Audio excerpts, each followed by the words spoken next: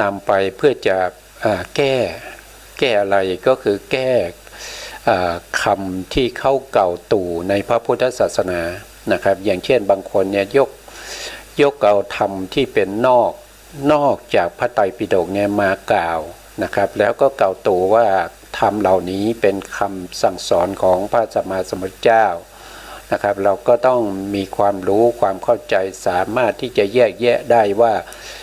ที่เขากล่าวนั้นถูกหรือเปล่านะครับถ้าไม่ถูกแล้วเราจะแก้อย่างไรนะทำให้เขาเนี่ยได้เกิดความรู้ความเข้าใจจะไปจำเอาความเข้าใจผิดมาเป็นคำสอนของพระสัมมาสัมพุทธเจ้าก็จะทำให้เกิดมีเขาเรียกว่ามีบาปนะครับมีบาปคือเก่าตู่นะเก่าตู่พระสัมมาสัมพุทธเจ้านะครับการเก่าตู่พระสัมมาสัมพุทธเจ้าเนี่ยอันนี้เป็นธรรมที่เราเรียกว่าอันตรายยิกธรรมนะอันตรายยิกธรรมก็คือเป็นธรรมที่กั้นมรรคผลเป็นธรรมที่กั้นมรรคผลนะครับไม่สามารถที่จะได้มรรคผลนะครับแล้วก็คำที่พระพุทธเจ้าได้แสดงไว้ก็บอกว่าไม่ใช่นะครับไม่ใช่พวกนี้นะครับก็คือเก่าตู่พระสัมมาสัมพุทธเจ้านะครับเป็นวาทะของพวกที่ไม่ได้ศึกษารายละเอียดจริงๆนะครับก็กล่าวตู่พระสัมมาสัมพุทธเจ้านะครั้งที่แล้วได้พูดถึงพระไตรปิฎกนะครับพระไตรปิฎกนะครับหนึ่งก็คือพระวินัยนะสองก็คือพระสูตรนะสามก็คือพระอภิธรรมนะส่วนพระอภิธรรมเนี่ยก็จะมีอยู่12เล่มนะมีอยู่12เล่มถ้าว่าโดยอรรถกถาก็จะเป็น14เล่มนะครับวันนี้เราแยกโดยแยกเป็น3ส่วนนะแยกเป็น3ส่วนนะครับเอาคำสั่งสอนของพระพุทธเจ้ามาแล้วก็มาแยกเป็น3ส่วนเรื่องไหนที่เกี่ยวกับเรื่องของข้อประพฤติปฏิบัติในเรื่องของข้อห้ามนะครับพวกนี้เราก็จะเรียกว่าเป็นพระวินัยนะครับผู้ที่รจนาผู้ที่ไม่ใช่รจนานะครับผู้ที่เป็นผู้ตอบปัญหานะครับเกี่ยวกับพระวินัยตอนทำสังคายนาครั้งแรกเนี่ยก็คือได้แก่พระอุบาลีนะพระอุบาลีเนี่ยท่านเป็นผู้ที่มีความเชี่ยวชาญนะครับแล้วก็พระพุทธองค์ก็ทรงแต่งตั้งพระอุบาลีไว้ในเอกทัคคะในเรื่องของพระวินัยนะครับเป็นภิกษุที่เลิศกว่าภิกษุทั้งหลายในการทรงจำในเรื่องของพระวินัยทั้งหลายแล้วก็แก้ปัญหาพระวินัยทั้งหลายนะครับอันนี้ก็เป็นพระวินัยนะครับผู้ที่แก้ปัญหานี้ก็คือได้แก่พระอุบาลีนะพระอุบาลีแล้วก็ในเรื่องของพระสูตรกับพระอภิธรรมเนี่ยตอนที่ทำสังคายนาครั้งแรกเขาจะเรียกว่าเป็นพระธรรมวินัยโทษทีเป็นพระธรรมนะครับชื่อว่าพระธรรมนะผู้ตอบปัญหาก็คือได้แก่พระอานนท์นะพระอานนท์เป็นผู้ตอบปัญหานะครับเป็นผู้ที่ทรงจำนะครับซึ่งถ้าว่าโดยธรรมขันธ์เนี่ยก็มีมากมายนะครับรวมทั้ง3ปิฎกเนี่ยธรรมขันธ์เนี่ยก็จะมีอยู่ถึง 84,000 พระธรรมขันธ์นะครับเป็นพระวินัย 21,000 นะครับเป็นพระธรรมนะครับพระธรรมก็จะมีอยู่ 62,000 นะ62,000 พระธรรมขันธ์นะซึ่งเป็นพระอานนท์เป็นผู้ตอบนะครับเราก็ศึกษาในองค์รวมก่อนนะครับเพื่อจะให้ได้เข้าใจในเรื่องของพระไตรปิฎกว่ามีอะไรบ้างแล้วก็แต่ละอย่างเนี่ยเขาแยกกันยังไงนะครับทีนี้เราไปดูรายละเอียดของการทำสังคายนานะครับการทำสังคายนาครั้งที่1นะครั้งที่1นะผมก็นะครับอันนี้ก็เป็นการ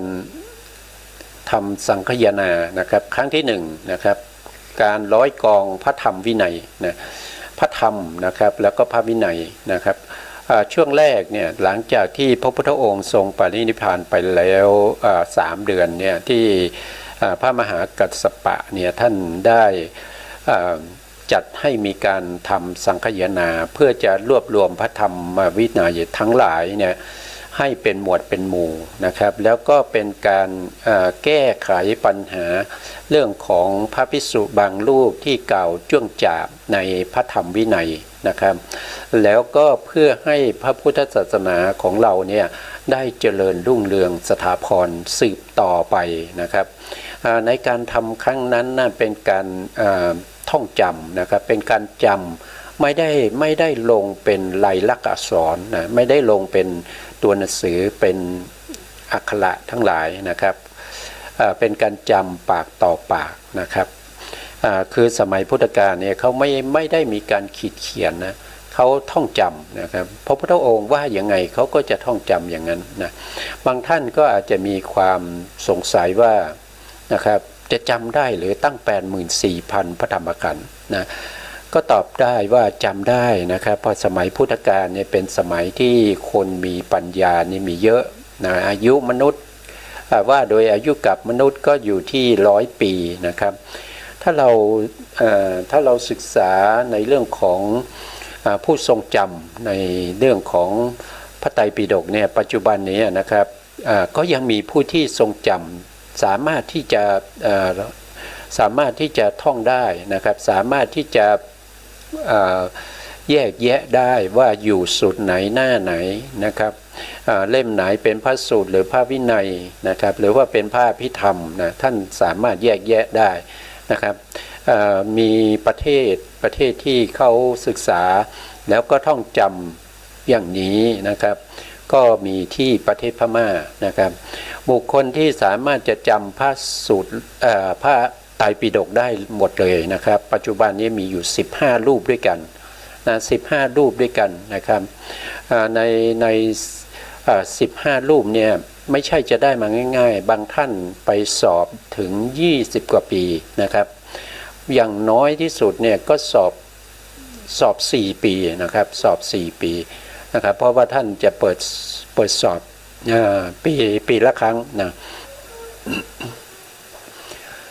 ก็ยังมีผู้ที่จำได้อยู่ยุคปัจจุบันนี้นะครับยุคปัจจุบันนี้เป็นยุคที่มนุษย์เรามีอายุกับที่น้อยกว่า100 ปีลงมาแล้วก็ยังมีผู้ที่จำได้นะครับเพราะฉะนั้นเราอย่าเข้าใจว่าไม่มีคนจำได้นะครับเพราะว่าเอาตัวเราไปเทียบเนี่ยมันเทียบไม่ได้นะครับผู้ที่เขาทรงจำได้ยังมีอยู่นะครับแล้วปัจจุบันนี้ประเทศไทยก็จะมีการเปิดสอนในเรื่องของพระสูตรโดยจริงจังแล้วก็จะพยายามที่จะคัดสรรหาบุคคลที่สามารถจะท่องจำพระสูตรได้ทั้งหมดนะครับก็มีวัดจักแดงนะครับถ้าผมจำไม่ผิดนะก็อยู่สมุทรปราการหรือเปล่าไม่รู้นะวัดจัดแดงเนี่ยท่านจะมีการเปิดสอนในเรื่องของพระไตรปิฎกแล้วก็จะมีการสอบเพื่อจะให้คนไทยเนี่ยสามารถที่จะท่องพระไตรปิฎกได้เหมือนกับพม่านะครับก็คงจะถ้าเอาจริงเอาจังก็คงจะได้นะครับครั้งที่แล้วเนี่ยผมก็ได้พูดถึงเรื่องของการสังคายนาพระไตรปิฎกนะครับทำไมสังคายนาก็ปรารภจากเรื่องของพระภิกษุรูปหนึ่งนะครับซึ่งบวชตอนแก่ที่ชื่อว่าสุภัททะนะสุภัททวุฒบรรพชิตเก่าจ้วงจาบพระธรรมวินัยนะครับก็คือเป็นเหตุนะครับเป็นเหตุให้ทำสังคายนาครั้งแรกนะครับหลังจากที่พระพุทธองค์ทรงปรินิพพานไปได้3 เดือนนะไปได้3 เดือนนะครับการทำสังคายนาในครั้งนั้นนะครับก็จะมีผู้ที่เป็นผู้ถามหรือประธานทางสงฆ์เนี่ยก็คือได้แก่พระมหากัสสปะนะพระมหากัสสปะแล้วก็ผู้ที่ตอบคำถามนะผู้ที่ตอบคำถามเรื่องของพระวินัยนะพระวินัยก็คือได้แก่พระอุบาลีเป็นผู้ตอบเรื่องของพระวินัยนะครับเพราะว่าท่านเป็นเอกทัคคะนะครับในเรื่องของพระวินัยนะพระพุทธองค์ทรงแต่งตั้งท่านไว้ในเอกทัคคะนะส่วนเรื่องของพระธรรมเรื่องของพระธรรมเนี่ยก็จะมีพระอานนท์นะพระอานนท์ก็เป็นผู้ที่ เป็นผู้ที่ตอบในเรื่องของพระธรรมนะพระธรรมในที่นี้ก็คือหมายถึงการรวมกันระหว่างพระสูตรและพระอภิธรรมนะในยุคแรกเนี่ยนะครับที่ทำสังคายนาในครั้งแรกเนี่ยจะรวมกันอยู่ในชื่อว่าพระธรรมเท่านั้นเองไม่ได้แยกออกเป็น3ปิฎกนะไม่ได้แยกออกเป็น3ปิฎกนะ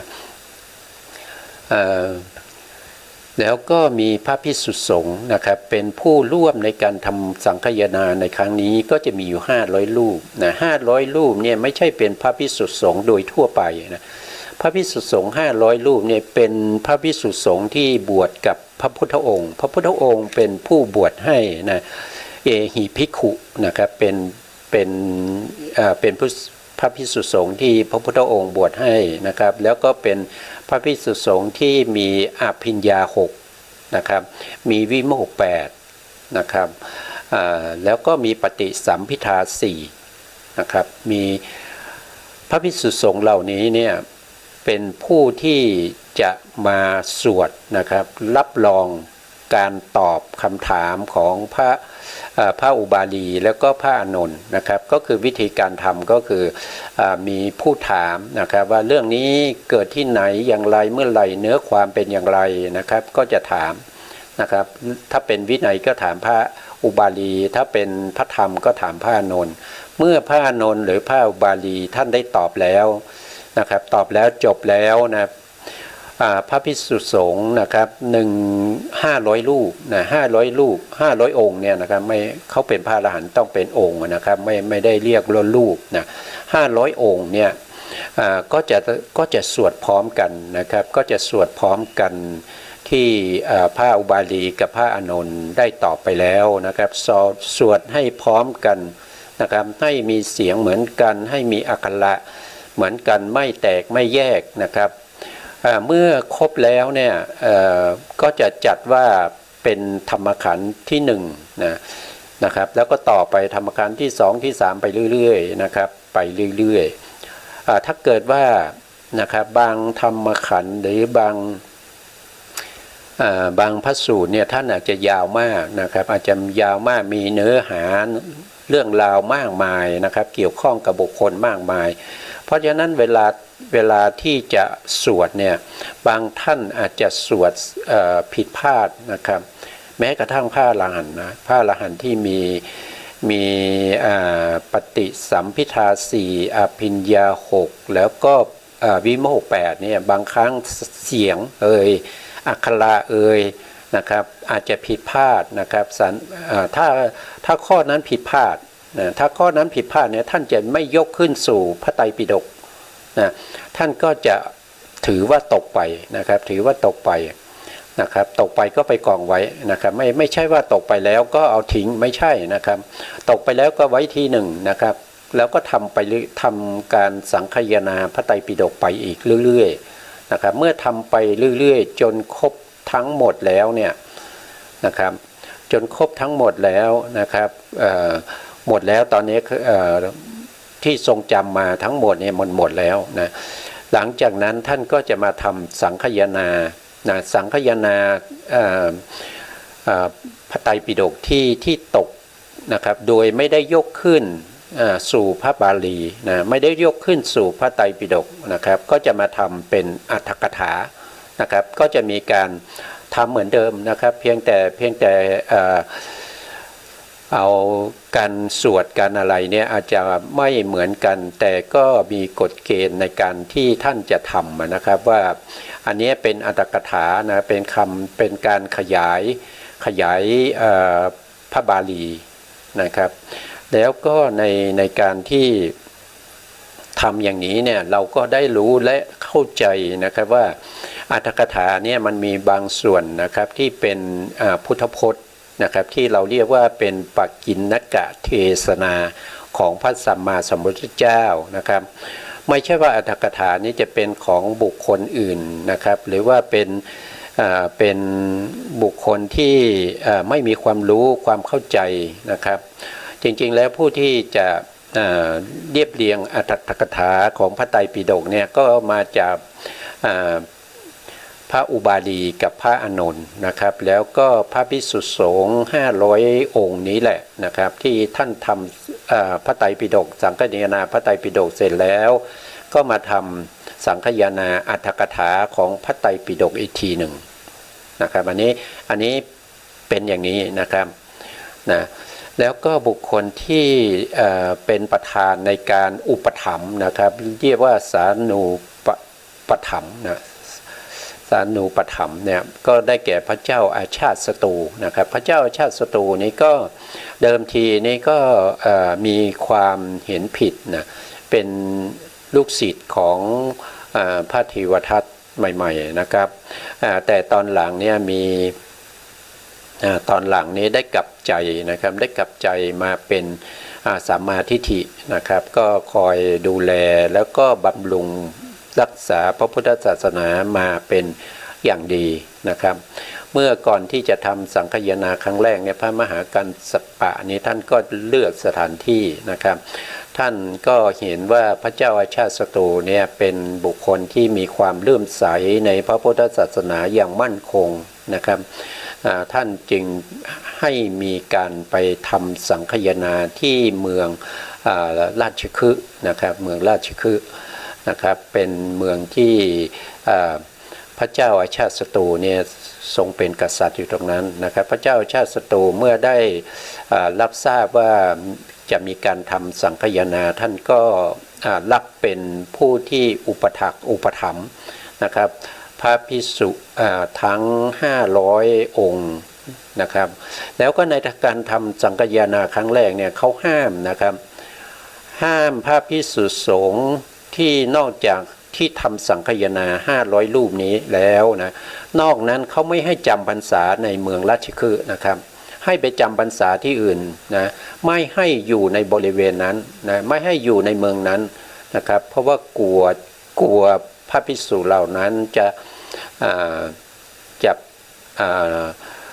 นำเอามิจฉาทิฏฐิเข้ามา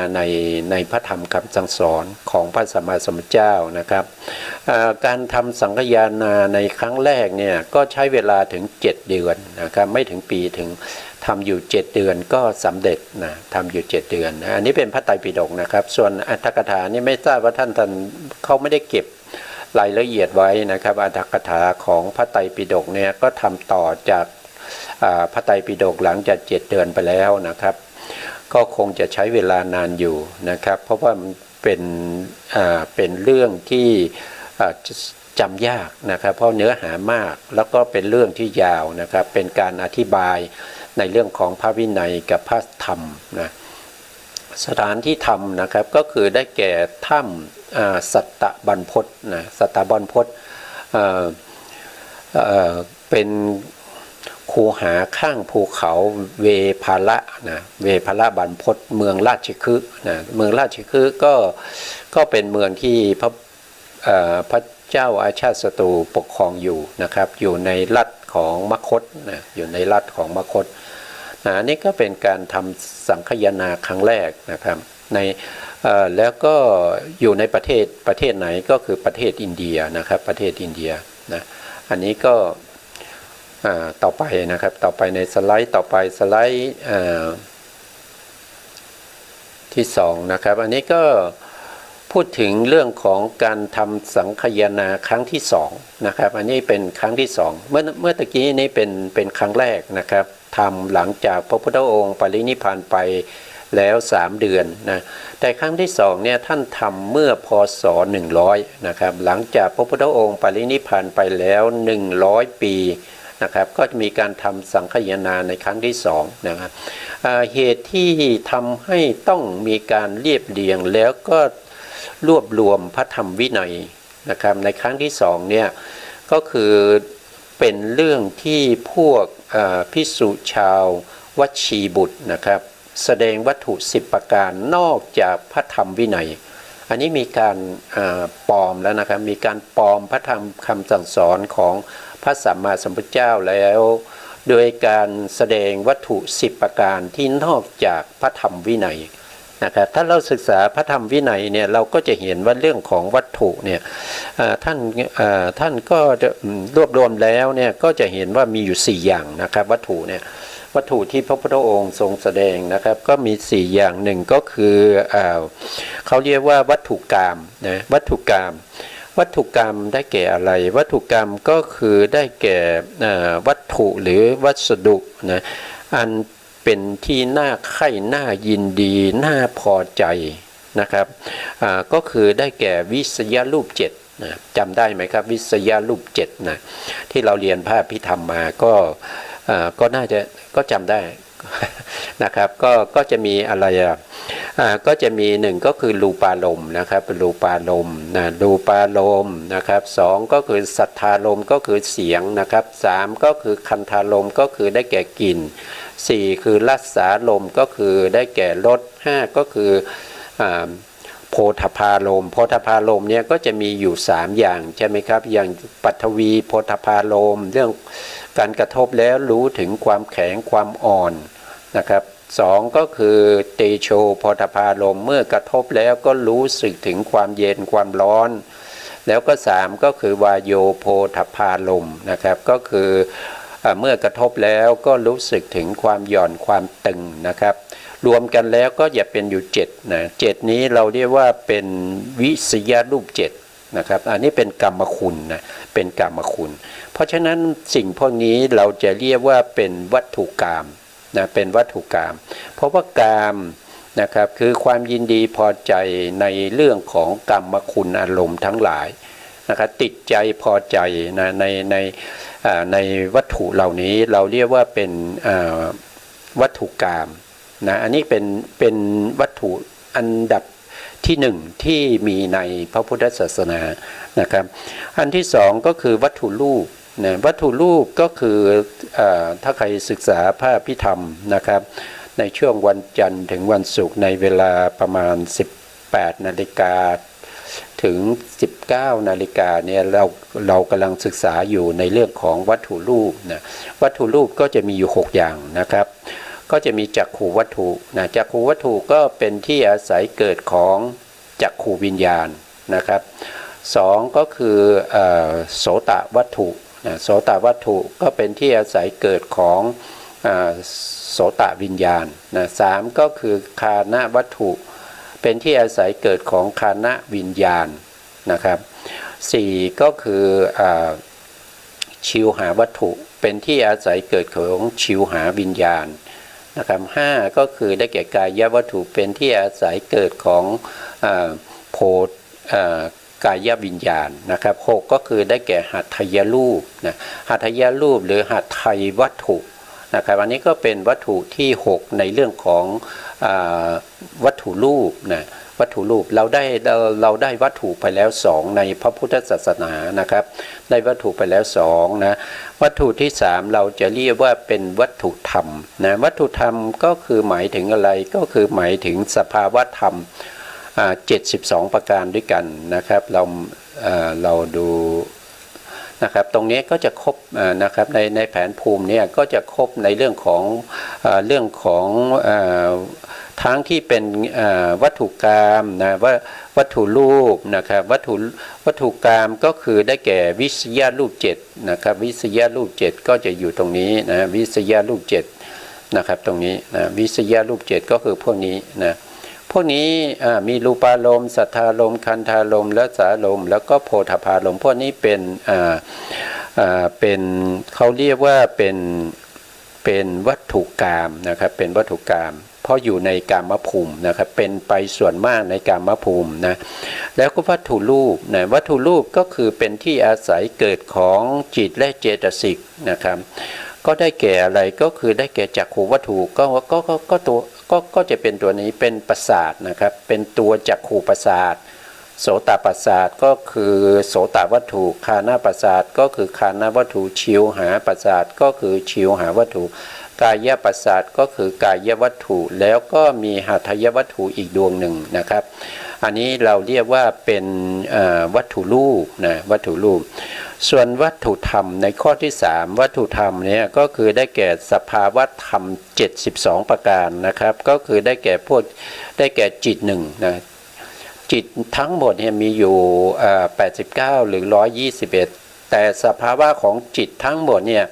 เป็นสภาวะที่น้อมไปรู้อารมณ์เป็นสภาวะที่รู้อารมณ์เหมือนกันหมดเลยไม่ว่าจะเป็นอกุศลเป็นกุศลเป็นวิบากเป็นกิริยา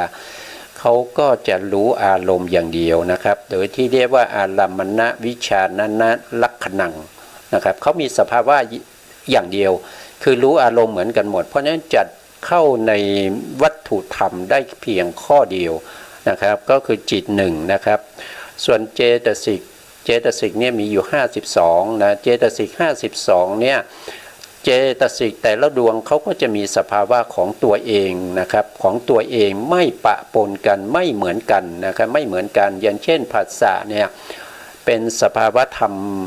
ที่กระทบอารมณ์นะครับเป็นสภาวะธรรมที่กระทบอารมณ์เพราะฉะนั้นผัสสะเจตสิกเนี่ยจึงมีสภาวะของการกระทบอารมณ์เวทนามีสภาวะของการเสวยอารมณ์สัญญามีสภาวะของการจำอารมณ์เจตนามีสภาวะในการที่กระตุ้นเตือนนะครับให้สัมปยุตธรรมเนี่ยทำหน้าที่ของตัวเองหรือเรียกบางครั้งก็จะเรียกว่าเป็นความจงใจนะครับที่จะกระทำนะความจงใจนะครับความมุ่งมั่นในการที่จะทำสิ่งใดสิ่งหนึ่งนะครับก็เป็นตัวเจตนาก็เป็นสภาวะอย่างนั้นนะครับไม่เหมือนกับใครเลยนะครับแล้วก็เอกคตาก็เป็นลักษณะของความสงบนะความสงบแล้วก็ตั้งมั่นอยู่ในอารมณ์ใดอารมณ์หนึ่งนะครับไม่ฟุ้งซ่านไปในอารมณ์ทั้งหลายนี่ก็เป็นสภาวะธรรมไม่เหมือนกับใครเลยนะครับชีวิตินทรีย์เป็นสภาวะธรรมที่รักษาสัมปยุตธรรมนะสัมปยุตธรรมหมายถึงสภาวะธรรมทั้งหลายที่เกิดพร้อมกันนะครับที่เกิดพร้อมกันอย่างเช่นนามธรรมเนี่ยถ้าว่าโดยจิตเนี่ยก็คือจิตดวงหนึ่งนะครับก็จะมีเจตสิกประกอบด้วยอย่างน้อยที่สุดก็7ดวงนะครับใน8อย่างนี้นะครับมีจิต1มีเจตสิก7นะครับรวมกันเข้ามานะครับรวมกันเข้ามาโดยแยกดูไม่สามารถที่จะแยกออกไปได้จากกันในลักษณะนี้เราจะเรียกว่าเป็นสัมปยุตธรรมนะสัมปยุตธรรมนะครับชีวิตอินทรีย์มีสภาวะในการรักษาสัมปยุตธรรมที่เกิดพร้อมกับตนนะครับรักษายังไงก็คือรักษาไว้ให้มีอายุเป็นไปตามธรรมชาติของสภาวะธรรมนั้นนะครับก็คือรักษาจิตและเจตสิกที่ประกอบกันให้ตั้งอยู่ได้ถึง3อนุขณะไม่ให้ดับไปก่อนนั้นนะครับแล้วก็ไม่ให้เกินไปกว่านั้นนะเป็นหน้าที่ของชีวิตินทรีย์เจตสิกนะส่วนดวงสุดท้ายนี่ก็จะเป็นมนสิการเจตสิกมนสิการเจตสิกก็คือสภาวะธรรมที่น้อมไปสู่อารมณ์นะน้อมไปสู่อารมณ์นะน้อมไปในอารมณ์ที่เป็นรูปเป็นรูปเป็นเสียงเป็นกลิ่นเป็นรสนะครับเป็นความแข็งอ่อนหย่อนตึงหรือว่าไปในเรื่องของธรรมารมณ์ทั้งหลายนะครับหรือว่าจะเป็นประเภทที่มีโยนิโสมนสิการในโยนิโสมนสิการนะครับก็ขึ้นอยู่กับมนสิการเจตสิกนะครับเราทั้งหมดเนี่ยมันมีสภาวะธรรมถึง52อย่างนะครับก็เรียกว่าเป็นเจตสิกสภาวะธรรม52ก็เรียกว่าเป็นวัตถุธรรมนะครับที่มีสภาวะของตนนะ52นะ52บวกกับจิตอีกหนึ่งก็จะเป็น53นะแล้วก็ต่อไปก็คือได้แก่พวกที่เป็นรูปนะพวกที่เป็นรูปก็มีสภาวะของตนนะครับอย่างเช่นปฐวีมีความแข็งความอ่อนนะครับไม่เหมือนกับอาโปนะอาโปคือธาตุน้ำมีอะไรก็คือมีความไหลเอิบอาบก่อกลุ่มนะครับไม่เหมือนกับปฐวีนะครับปฐวีเขาแข็งอ่อนแต่อาโปเนี่ยมีลักษณะเอิบอาบเกาะกลุ่มไหลได้นะครับไม่เหมือนกันนะเตโชนะครับเตโชก็แตกต่างไปจากปฐวีและอาโปนะเตโชเนี่ย เป็นสภาวธรรมของความเย็นความร้อนนะเตโชนะครับแล้วก็วาโยก็เป็นสภาวธรรมที่เป็นความหย่อนความตึงเป็นธาตุลมนะ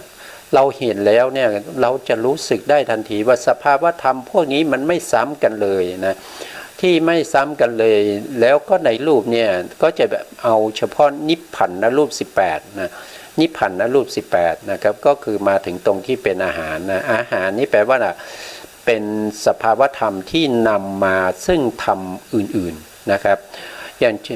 างเช่นรูปจะเกิดนะครับอันรูปนี้หมายถึงรูปขันธ์นะครับรูปจะเกิดนะครับก็อาศัย1ก็คืออาศัยกรรม2ก็คืออาศัยอวิชชา3ก็อาศัยเจตนา4ก็อาศัยอาหาร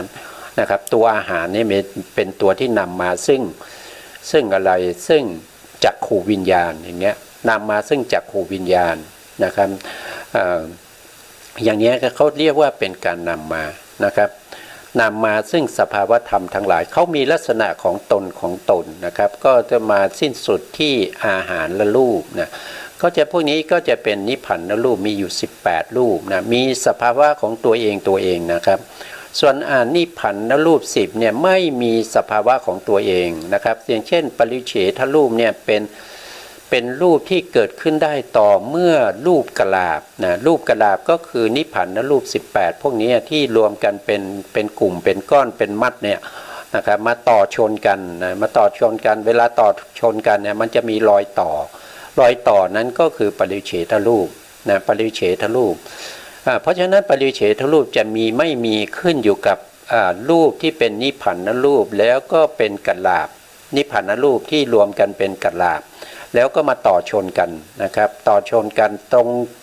จุดที่เขาต่อกันตรงนั้นที่ไม่สนิทเป็นเนื้อเดียวกันเนี่ยก็จะเรียกว่าเป็นปริเฉทรูปเพราะฉะนั้นปริเฉทรูปไม่มีสภาวะของตัวเองนะครับเพราะเป็นแค่รอยต่อของรูปกลาบทั้งหลายนะครับเพราะฉะนั้นก็ไม่เอานะครับไม่เอานะแล้วก็กายวิญญัตก็คือเป็นการเคลื่อนไหวอิริยาบถที่ส่งผลให้บุคคลอื่นรู้ได้ถึงความประสงค์ของตัวเอง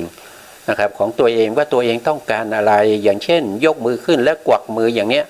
นะครับไอ้กายวิญญาณที่กวักมือนี้เราก็รู้ได้ว่าเขาต้องการให้เราเข้าไปหาเนี่ยครับเนี่ยก็รู้ได้ด้วยวิธีนี้ถ้าไม่มีพวกที่เป็นนิพพานรูปเนี่ยกายวิญญาณที่จะกวักมือมันก็มีไม่ได้นะครับมันก็อาศัยรูป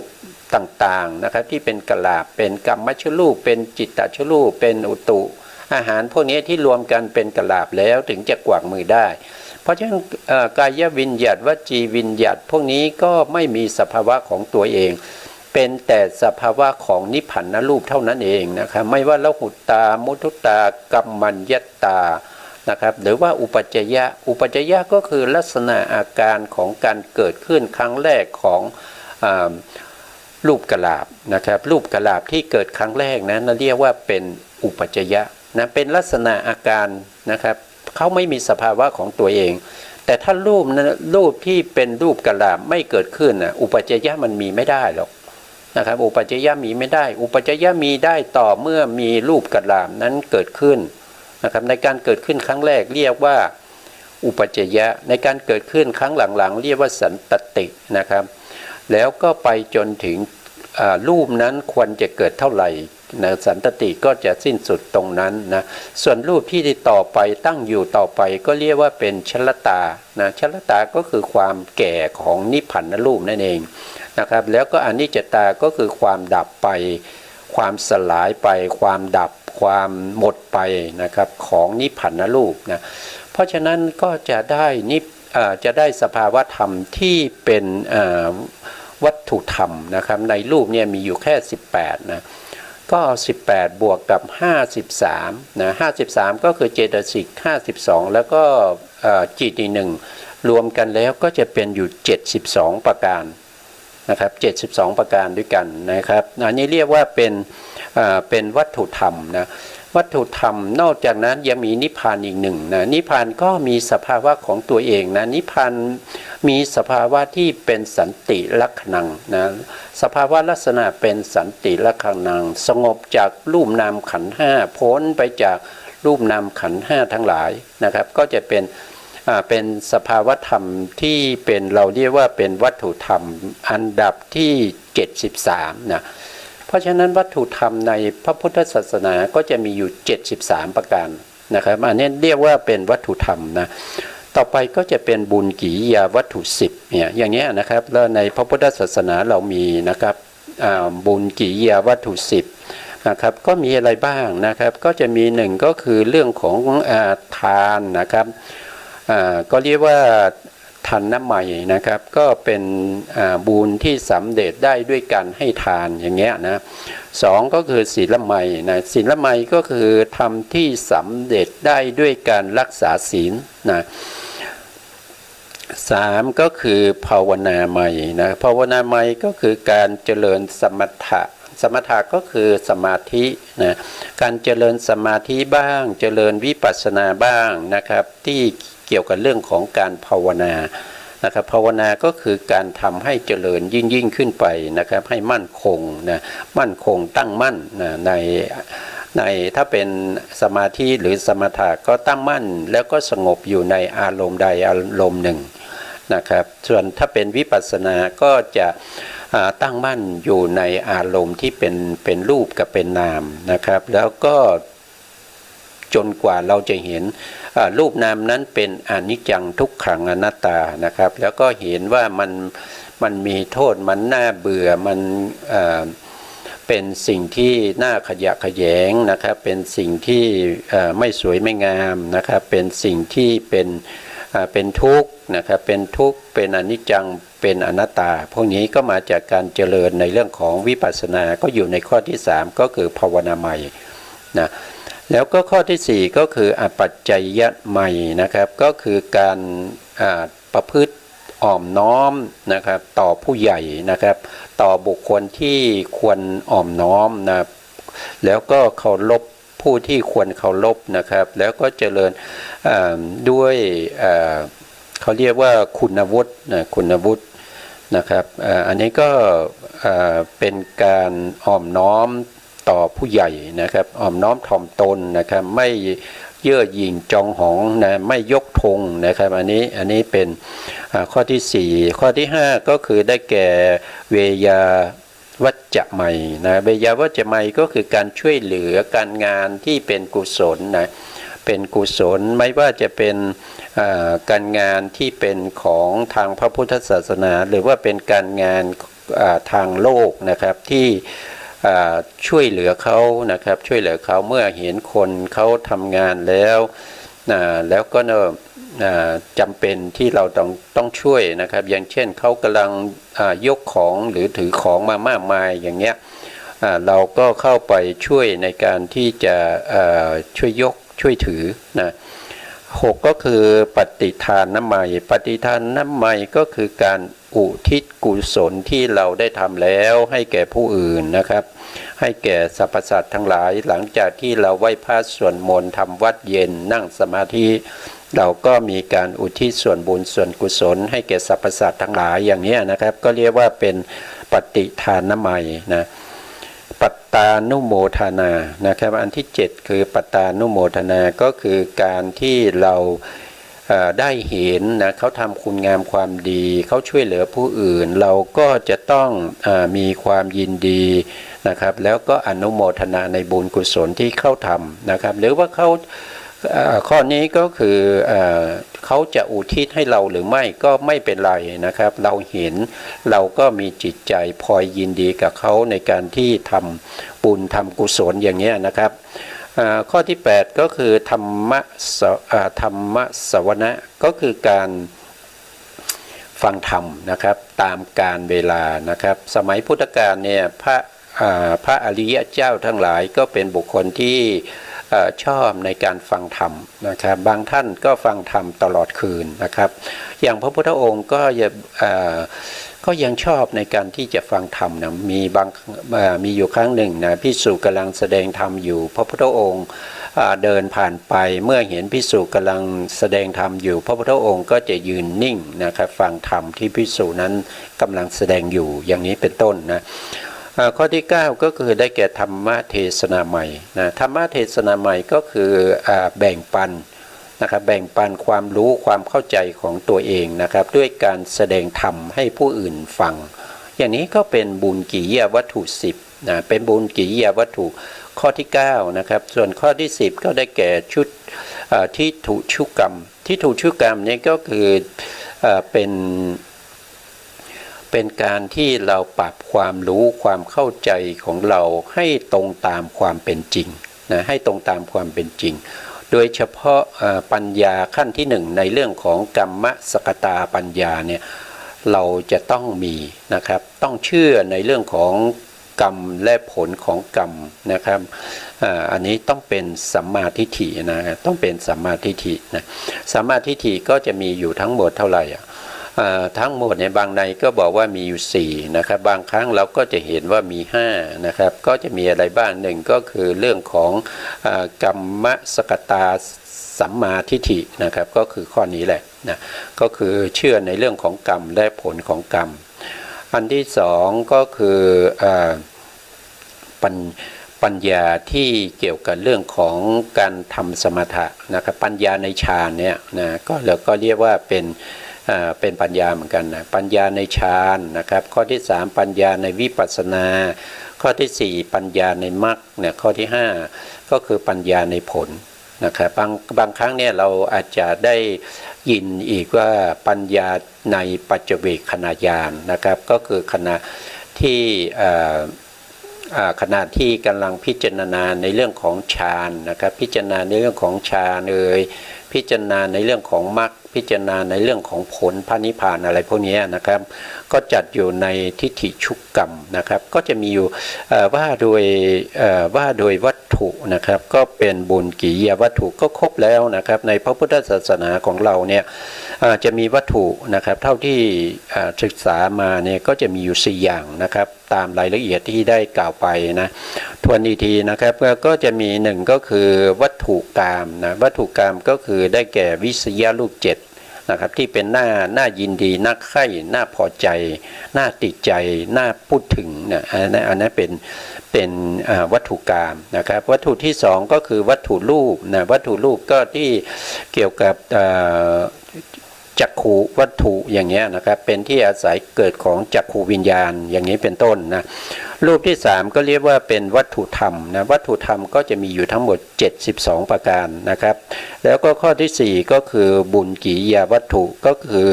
การทำบุญเป็นที่ตั้งแห่งอานิสงส์นะครับแห่งอานิสงส์ทั้งหลายนะครับก็คือหมายถึงว่าทำบุญแล้วก็จะมีผลที่หลั่งไหลออกมาจาก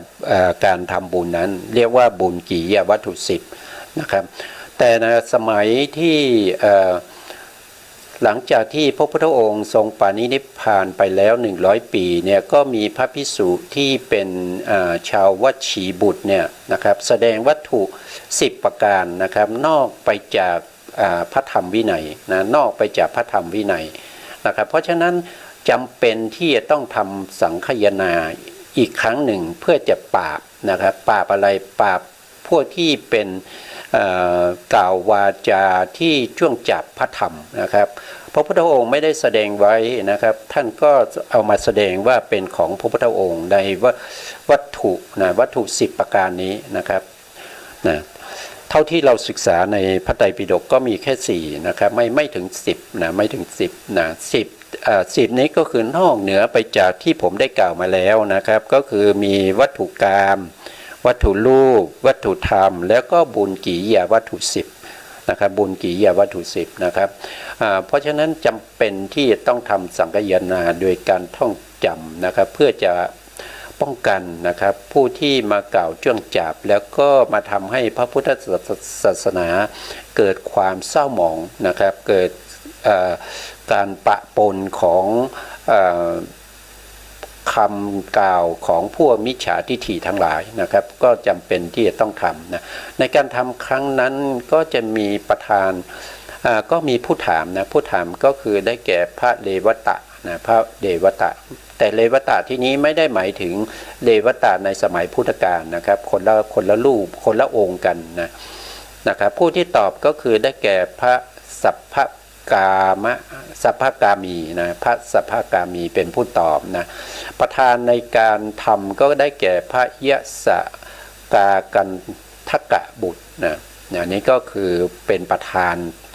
นะครับในการทำนะครับก็คือหมายถึงพระภิกษุสงฆ์ที่ท่านมีบุญบารมีนะครับเป็นประธานในที่นั้นนะแล้วก็จำนวนพระภิกษุที่มาทำก็จะมีอยู่ทั้งหมด700 องค์ด้วยกันนะพวกนี้ต้องเป็นพระอรหันต์หมดนะเป็นพระอรหันต์หมดมีอาภิญญา6นะครับมีปฏิสัมภิทา4แล้วก็มีวิโมกข์8นะครับพวกนี้นะเพียงแต่ว่าไม่ได้รับการบวชจากพระพุทธองค์นะครับไม่เหมือนกับการทำครั้งแรกนี้พระภิกษุ500 รูปนั้นเป็นผู้ที่พระพุทธองค์บวชให้หมดนะแต่ใน700 องค์เนี่ยพระพุทธองค์ไม่ได้บวชให้เลยนะครับเพราะว่ามันเป็นคนละยุคคนละสมัยห่างมาตั้ง100 ปีนะห่างมาตั้ง100 ปีนะครับแล้วก็ผู้ที่เป็นผู้อุปถัมภ์ในการทำเนี่ยก็คือได้แก่พระเจ้ากาลาโศกราชนะพระเจ้ากาลาโศกราชทำอยู่เท่าไหร่ทำอยู่ถึง8 เดือนนะทำอยู่ถึง8 เดือนทำที่ไหนนะครับก็ทำที่วาลิกะการามเมืองไผ่สาลีนะครับรัฐวัดชีประเทศอินเดียนะอันนี้ก็เป็นทำสังฆยนาในครั้งที่2อันนี้เป็นการทำสังฆยนาในครั้งที่2นะครับส่วนครั้งที่3นะครับเราก็มาดูต่อนะครับในครั้งที่3เนี่ยทำเมื่อพศ234 ปีก็คือห่างจากการทำครั้งที่2มา34 ปีนะครับทำมาในครั้งที่2เนี่ยทำที่โทษทีนะครั้งที่2เนี่ยทำที่100 ปีนะครับแล้วก็ครั้งที่3เนี่ยทำที่234นะพศ234ก็คือห่างจากครั้งที่2มา134 ปีนะ130 ปีเนี่ยทำเพราะอะไรนะครับก็เพราะว่าพระภิกษุสงฆ์นะครับที่ปลอมบวชมานี้มีเยอะนะครับมีเยอะคือหมายถึงว่าสมัยนั้นนะครับเป็นสมัยที่พระเจ้าอโศกนะครับอุปถัมภ์พระพุทธศาสนาก็ทำให้พระพุทธศาสนาของเราเนี่ยมีลาภสักการะเยอะนะครับพวกเดรัจฉีทั้งหลายเนี่ยท่านก็ไม่มีลาภสักการะท่านก็ปลอมนะท่านก็ปลอมโดยการกลหัวกลผมนะครับแล้วก็ถือผ้ากาสายะเข้ามาเป็นภิกษุนะครับปลอมเข้ามานะครับเพื่อจะเลี้ยงชีพเมื่อจะเลี้ยงชีพเพราะฉะนั้นการกระทำอย่างนี้เนี่ยก็รู้แต่ไม่มีใครที่จะสามารถที่จะแก้ไขได้นะครับก็จำเป็นที่จะต้องมีการทำสังฆยนาครั้งที่3นะครับผู้ที่เป็นผู้ที่ถามนะครับก็คือได้แก่พระโมคคัลลีบุตติสะเถระนะครับอันนี้ท่านเป็นพระอรหันต์นะท่านเป็นพระอรหันต์สมัยอยู่ในสมัยของพระเจ้าอโศกมหาราชนะครับแล้วก็ผู้ที่ตอบก็คือภิกษุในเมืองปัตตลีบุตรนะครับในเมืองปัตตลีบุตรทั้งหมดเนี่ยเป็นผู้ตอบนะครับจะสังเกตเห็นว่าเราจะเห็นได้ว่าในสมัยทำสังฆยานาในครั้งที่1ครั้งที่2จะมีผู้ตอบเป็นพระนนท์พระอุบาลีหรือว่าเป็นพระ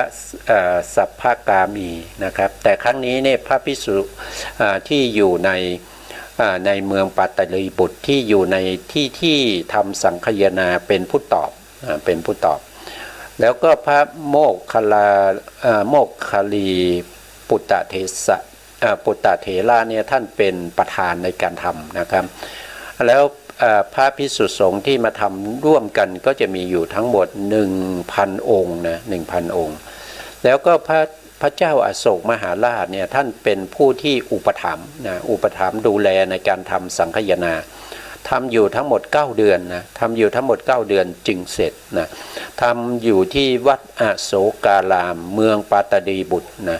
รัฐมคธประเทศอินเดียนะครับประเทศอินเดียนี่คือการทำสังฆยนาครั้งที่3นะครับการทำสังฆยนาครั้งที่3ถ้าจำไม่ผิดก็จะเป็น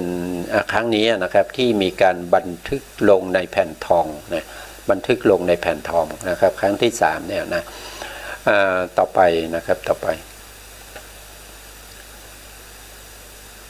ไปก็คือการทำครั้งที่4นะทำสังฆยนาครั้งที่4ก็คือพศ236นะครับ236ก็จากครั้งที่3มาแค่ปีเดียวเองนะครับปีเดียวเองแต่ที่ปาลบจะต้องทำนั้นก็เพราะว่าจะประดิษฐานพระพุทธศาสนาไว้ที่ประเทศศรีลังกานะครับหลังจากที่พระเจ้าอโศกนะครับเป็นผู้อุปถัมภ์ในการทำสังฆยนาในครั้งที่3เสร็จแล้วเนี่ยท่านก็ส่งพระภิกษุสงฆ์เนี่ยไปเผยแผ่พระพุทธศาสนาในประเทศต่างๆนะครับแล้วก็ในประเทศศรีลังกานะครับพอไปประเทศศรีลังกาเนี่ยประเทศศรีลังกาท่านก็รับพระพุทธศาสนาเป็นศาสนาประจำชาติของเขานะครับเมื่อรับพระพุทธศาสนาแล้วก็มีการทำสังฆยนาในครั้งนั้นด้วยนะครับเพื่อจะให้ประดิษฐานมั่นคงในประเทศศรีลังกานะครับซึ่งการทำสังฆยนาในครั้งนั้นนะครับก็ท่านบอกว่ามีบางประเทศเนี่ยไม่ให้การรับรองนะครับไม่ให้การรับรองก็คือไม่ไปร่วมนั่นเองนะครับไม่ไปร่วมในงานของการทำสังฆยนานะครับผู้ถามก็คือได้แก่พระมหินทะเถระนะครับพระมหินทะเถระเป็นผู้ถามผู้ตอบก็คือได้แก่พระอริทะนะพระอริทะนะครับประธานก็ได้แก่พระมหินทะเถระนะครับภิกษุที่เข้าร่วมในการทำสังฆยนาในครั้งนั้นก็จะมีถึง 68,000 องค์ด้วยกันนะครับมากนะครับมีมากมายนะแล้วก็ผู้ที่อุปถัมภ์นะครับอุปถัมภ์ดูแลนะครับก็คือได้แก่พระเจ้าเทวานันปิยติสะนะครับเป็นพระเจ้าพระราชาของเกาะลังกานะครับให้การสนับสนุนนะทำอยู่กี่เดือนนะครับทำอยู่10 เดือนจึงแล้วเสร็จนะทำอยู่10 เดือนแล้วเสร็จแล้วก็ทำที่ไหนนะครับก็ทำที่ถูปะลามะเมืองอนุลาบุรีประเทศลังกานะครับประเทศลังกาอันนี้ก็เป็นรายละเอียดในการพูดถึงเรื่องของพระไตรปิฎกนะครับที่สืบต่อกันมาเรื่อยๆนะครับมีการทำสังฆยนาเป็นแต่ละครั้งนะครับครั้งนี้ก็เป็นครั้งที่4นะครับเป็นครั้งที่4ที่ทำเพื่อจะให้พระพุทธศาสนาเนี่ยเป็นศาสนาประจำชาติของประเทศศรีลังกานะครับประจำชาติประเทศศรีลังกานะครับอันนี้นะเวลาก็ใกล้จะหมดแล้วนะครับเพราะฉะนั้นก็เราก็เอาไว้ในครั้งต่อไปนะครับในการทำสังฆยนาในครั้งที่5นะครับว่าเป็นยังไงบ้างนะครับในการทำสังฆยนาในครั้งต่อไปนะก็รายการนี้ก็เป็นรายการที่เราจะศึกษาพระสัทธรรมของพระพุทธองค์นะครับที่พระพุทธองค์ได้แสดงไว้นะครับเราก็จะมีการศึกษาทั้งส่วนที่เกี่ยวข้องในเรื่องของพระวินัยพระอภิธรรมแล้วก็หัวข้อก็คือศึกษาพระสูตรนั่นเองนะครับพระสูตรก็มีมากมายนะครับแต่ถ้าว่าโดยพระธรรมขันธ์แล้วก็มีครึ่งหนึ่งนะครับของพระอภิธรรมนะครับก็ไม่มากเท่าไหร่ไม่มากเท่าไหร่นะครับแล้วก็เป็นเรื่องที่เราพอจะศึกษาได้เพราะมีตัวละครในแต่ละเรื่องนะครับก็จะมีใครทำอะไรที่ไหนเมื่อไรอย่างไรนะครับ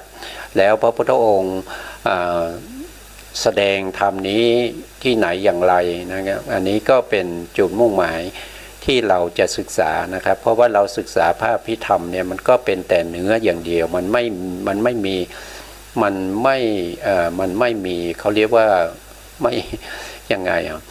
จริงๆแล้วคำสั่งสอนของพระพุทธเจ้าเนี่ยไม่ว่าจะเป็นพระอภิธรรมพระสูตรพระวินัยทั้งหมดเนี่ยเป็นคำสั่งสอนของบุคคลที่เป็นพระอรหันต์นะครับแล้วก็พระอรหันต์ก็ไม่ได้เป็นพระอรหันต์โดยทั่วไปนะแต่เป็นพระอรหันต์ประเภทที่ตรัสรู้เองนะครับตรัสรู้เอง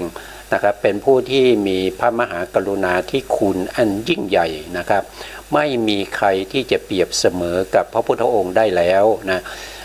อันนี้เป็นเรื่องที่เราควรจะเชื่อนะครับเชื่อในการตรัสรู้ของพระสัมมาสัมพุทธเจ้านะครับนะวันนี้เวลาหมดนะครับสุดท้ายนี้ขอกราบขอบพระคุณพระครูสมุทรวิสุวัตรวรกิจโจผู้อำนวยการสถานีวิทยุเพื่อการศึกษาพระพุทธศาสนาและวัฒนธรรมนะ FM 104.5 เมกะเฮิรตซ์วัดฝายหินจังหวัดเชียงใหม่และขอกราบขอบพระคุณท่านผู้ฟังและผู้ชมทุกท่านที่ติดตามในรายการการศึกษาพระสัทธรรมเพื่อการพ้นทุกข์นะครับแล้วก็ขอกราบขอบพระคุณผู้การธนัทเตชะด้วยนะครับที่ให้โอกาสผมได้มาพูดในเรื่องนี้นะครับกับพบกันใหม่ในโอกาสต่อไปครับวันนี้ลาไปก่อนครับสวัสดีครับ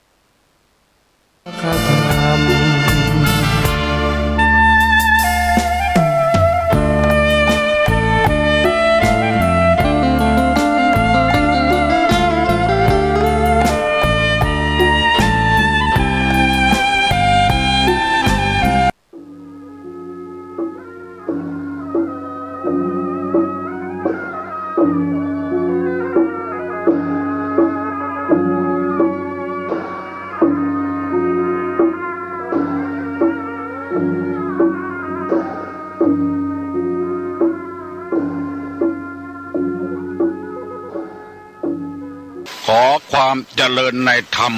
และความผาสุกทางใจจงได้มาบังเกิดมีแก่ท่านสาธุชนคนดีผู้เจริญในศีลในธรรมทุกท่านพร้อมกันนี้ขอยกมือ10 นิ้วกราบอาราธนาเอาคุณพระพุทธเจ้าคุณพระธรรมพระสงฆ์คุณพ่อคุณแม่คุณครูบาอาจารย์ผู้ประสิทธิ์ประสาทวิชาความรู้บุญศีลบุญทานสิ่งศักดิ์สิทธิ์ทั้งหลายอันมีพระสยามเทวาธิราชพระบรมธาตุดอยสุเทพและครูบาเจ้าศรีวิจัยเป็นต้น ขอได้โปรดมาอภิบาลปกปักรักษาพระสงฆ์พระเจ้าพระเนนเถนน้อย และท่านผู้รับฟังรายการทุกคนทุกท่านเพื่อปากันมีความสุขกายสุขใจเหมือนกันทุกตนทุกองค์ทุกผู้ทุกคนตลอดกาลนานมาแถมแล้วเนอเสียงก้องเสียงกองเสียงมองต่ำเข้าเสียงตุเจ้าเทศนาธรรมมาเยี่ยมมาใจท่านสาธุชนคนดีตั้งหลายถึงบ้านถึงจองเพื่อเอาธรรมะแบบรากหญ้าแบบธรรมดามาฮือพ่อแม่พี่น้องตั้งหลายฟังก่อนที่จะได้ฟังนี้ขอเชิญชวนมวลพุทธบริษัททั้งหลายไหว้พระเหมือนกับนักมวยไหว้ครูระลึกถึงครูบาอาจารย์ก่อนผู้ที่ไปแสวงหาสัจธรรมสี่อสงไขยปลายแสนมหากัปและ10 ญาติปางสุดท้ายได้เกิดมาเป็นพญาเวสสันตละตาลเข้าของทรัพย์สมบัติสละบัลลังก์ไปบวชเป็นพระฤาษีตาลเมียตาลลูกบำเพ็ญขนาดหนักจนได้ตรัสรู้เฮาไหว้ครูบาอาจารย์เนี่ยก่อนเนออาลังหังสัมมาสัมพุทโธภควาพุทธังภควันตังอภิวาเทมิกราบสวากขาโตภควตาธัมโมธัมมังนัมมัสสามิกราบสุปฏิปันโนภควโตสาวกสังโฆสังฆังนะมามิกราบหันทัพไมยังพุทธัสสะภควโตบุพาภะคณะมะกะลังกะโลมาเสนะโมตัสสะภควโตอะระหะโตสัมมาสัมพุทธัสสะนะโมตัสสะภควโตอะระหะโตสัมมาสัมพุทธัสสะนะโมตัสสะภควโตอะระหะโตสัมมาสัมพุทธัสสะพุทธังสรณังกัจฉามิธัมมังสรณังกัจฉามิสังฆังสรณังกัจฉามิตุติยัมปิพุทธังสรณังกัจฉามิตุติยัมปิธัมมังสรณังกัจฉามิตุติยัมปิสังฆังสรณังกัจฉามิตติยัมปิพุทธังสรณังกัจฉามิตติยัมปิธัมมังสรณังกัจฉามิตติยัมปิสังฆังสรณังกัจฉามิอิติปิโสภะคะวา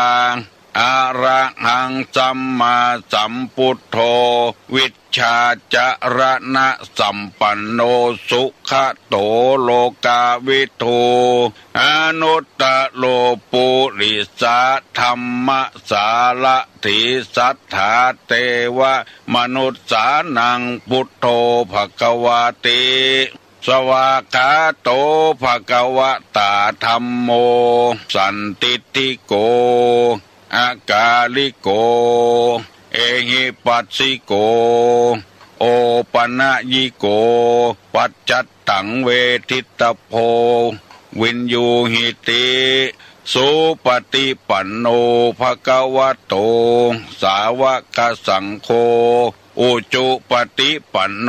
ภควโตสาวกสังโฆญาญะปฏิปันโนภควโตสาวกสังโฆสามิเจปฏิปันโนภควโตสาวกสังโฆญาติตังจัตตาลิปุริสายุคานิอัฏฐาปุริสาปุคลาเอสาภควโตสาวกสังโฆอาหุไนโยปาหุไนโยทักขิไนโยอัญจลิกาละนิโยอนุตตะลังปุญญเขตังโลกัสสาติกราบหนึ่งกราบสองกราบสาม มาแล้วเนอะเสียงก้องเสียงกองเสียงมองต่ำเข้าเสียงตุเจ้าเทศนาธรรมเป็นเสียงที่มงคลเข้าหูเข้าใจเพื่อนำทำไปปฏิบัติสาธุชนตั้งหลายได้รับฟังธรรมะเป็นอาหารทางใจเพราะว่าใจนี้เป็นผู้บงการให้คนปากให้คนเนี่ยการถ้าใจบักกำกับปากผิดปากถูกบางทีอาจจะเผลอเลอไปติไปเตียนไปแจ้งไปด่าเปิ้นเพราะใจบักกำกับไว้การทำงานก็เช่นเดียวกันใจบักกำกับไว้ขับรถก็ประมาทเมาเหล้าเมายาพ่องเหงาลับพ่องเพราะใจบ่ควบคุมถ้าใจยังควบคุมอยู่ไปก็ปลอดภัยมาก็ปลอดภัยเขาจะสังเกตได้ง่ายว่าใจเนี่ยมีความสำคัญมากทีเดียวจักดอกอยู่ดีๆเนี่ยกำเดียวมีดเข้ามือละเพราะใจบ่ควบคุมไว้ในทางพระพุทธศาสนาจึงถือว่าใจเนี่ยสำคัญมโนบุพังกมะธรรมามโนเศรษฐามโนมายาธรรมทั้งหลายมีใจเป็นใหญ่ใจเป็นประธานสำเร็จที่ใจยุติที่ใจเริ่มที่ใจคนเสียผู้เสียคนไปหลายคนเพราะว่าใจบ่ควบคุมเลยทำไปเลยเงียบไปเลยเปิ้นมาจุมาสุยใจบ่ได้รอบคอบตุลุงได้นำเอาธรรมะมาเสนอเฮือปี้เฮือน้องเฮือลูกเฮือหลานฟังกูเจ้าเพื่อจะได้นำเอาธรรมเนี่ยมาควบคุมจิตใจเนี่ยหยังก็เฮือทุกข์ใจคนอื่นบ่ทุกข์ใจตัวพ่องก็บ่เป็นหยังเพราะว่าเฮากับเฮาเหมือนเตากับน้ำแห้งก็เตาตายถ้าไปถูกบ่ถูกใจคนอื่นนี่มันยุ่งเฮานี่แก้ตัวเก่าแก้ไขตัวเก่าได้ไปแก้ไขคนอื่นเปิ้นโคตรไปแล้วเปิ้นเจ็บใจไปแล้วเนี่ยจะได้คืนก็จึงบ่คืนเพราะฉะนั้นธรรมะจึงเป็นเรื่องของทางจิตทางใจโดยตรงถ้าตัวเฮาบ่สอนตัวเฮาแล้วเทวดาก็สอนบ่ได้เทวบุตรก็สอนบ่ได้มีกรรมบักเก่าบทหนึ่งว่าตามีหน้าพ่อหน้าบ่หันวันนี้ได้นำเอากรรมโบราณกรรมบักเก่าสุภาษิตของคนโบราณเพิ่นว่าไว้ว่าตามีหน้าพ่อหน้าบ่หันเอามาเสนอให้พี่น้องทั้งหลายฟังหมายความว่าจะได้ตาของคนทุกคนบอกว่าของสิ่งสารสัตว์อยู่ที่ใบหน้าบนหน้าถ้าอยู่ทางลุ่มอันนั้นเป็นตาตินพ่อบ่หันตาที่พอได้มองได้เห็นได้หันได้เป็นตาที่อยู่ทางหน้าทุกคนมีตาอยู่ที่หน้าแต่พอหน้าตัวเก่าบ่หันนอกจากไปส่องกระจกหรือแยงแว่นจึงจะหันสิวมีที่ไหนหนวดมีอยู่เส้นใดอยู่ตัดใดคิ้วเป็นจะใดตาเป็นจะใดบ่หันอันเนี้ยเป็นสุภาษิตเต็มบอกว่าคนเอานี่บ่ฮู้จักตัวเก่าคือบ่หันตัวเก่าไปหันคนอื่นคนอื่นดีจะได้ชั่วจะได้เป็นคนรวยจะได้เป็นหนี้เป็นสินไผเท่าใดหูหมดไผบ่ฮู้จักบุญคุณพ่อบ่ฮู้จักคุณแม่หูหมดไผบ่ไปวัดไปวาบ่ไปจำศีลภาวนาหูหมดไผเนี่ยไอ้อย่างที่ไหนหูหมดแต่ตัวเก่าบ่ฮู้จักตัวเก่าอันนี้เรียกว่าตามีหน้าพอหน้าบ่หันหน้าตัวเก่ากรรมนี้เปิ้นบอกว่าพยายามได้หันหน้าตัวเก่าว่าตัวเก่าเป็นจะได้พ้องแล้วเขาจะได้ว่าเปิ้นตามนั้นที่พระพุทธเจ้าเปิ้นเทศมานั้นเพราะเปิ้นหันหน้าตัวเก่าละเปิ้นถึงกล้าว่าคนอื่นได้เฮาถึงวันที่สุ่มสี่สุ่มห้าว่ากันแต่ตัวเองบ่มองหน้าตัวเก่าและมีแถมกรรมหนึ่งว่าเปิ้นบ่สวามง่อนตัวเก่าว่าเปิ้นง่อนงอกว่าเปิ้นหัวปูดว่าตัวเองก็งอกเหมือนกันแต่ไปว่าเปิ้นตัวเองบอกว่าตัวเองง่อนงอกอันนี้เป็นสุภาษิตกรรมโบราณเปิ้นกล่าวไว้ว่าตามีหน้าแต่พอหน้าตัวเก่าบ่หัน อันนี้ก็ควรจะพยายามหันหน้าตัวเก่าพอหน้าตัวเก่านักพระพุทธเจ้ากล้าเทศกล้าแสดงธรรมเพราะเหตุว่าพระองค์เห็นหน้าตัวเองมองอยู่ทุกวันพ่อก็ดีแม่ก็ดีอยู่กับลูกกับเต้าว่าเฮือลูกขี้ค้านว่าเฮือลูกขวายว่าเฮือลูกบัตรการบ้านการเมืองตัวเองดันละกามันละกาขยันละกาแล้วเขาเจนจะว่าเฮือลูกตายได้หมู่นี้เป็นต้นที่เขาฟังธรรมฟังกันถึงวันฟังกุฏิกุตางนิมนต์พระเจ้าประเทศบ้านก็ดีประเทศที่ไหนก็ดีไปฟังธรรมโดยเปิ้นไปไหนไปฟังธรรมแล้วเอาบ่รู้เรื่องเอาบ่สนใจเพราะอะไรอย่างเพราะว่ากรรมเทศนั้นมันรุนแรงลำไปเพราะตัวเจ้าบ่พอหน้าตัวเก่าแล้วเอาว่าเงึบคนอื่นได้หมู่นี้เป็นต้นอันนี้นำมาเสนอพี่น้องทั้งหลายได้ฟังกูเจ้า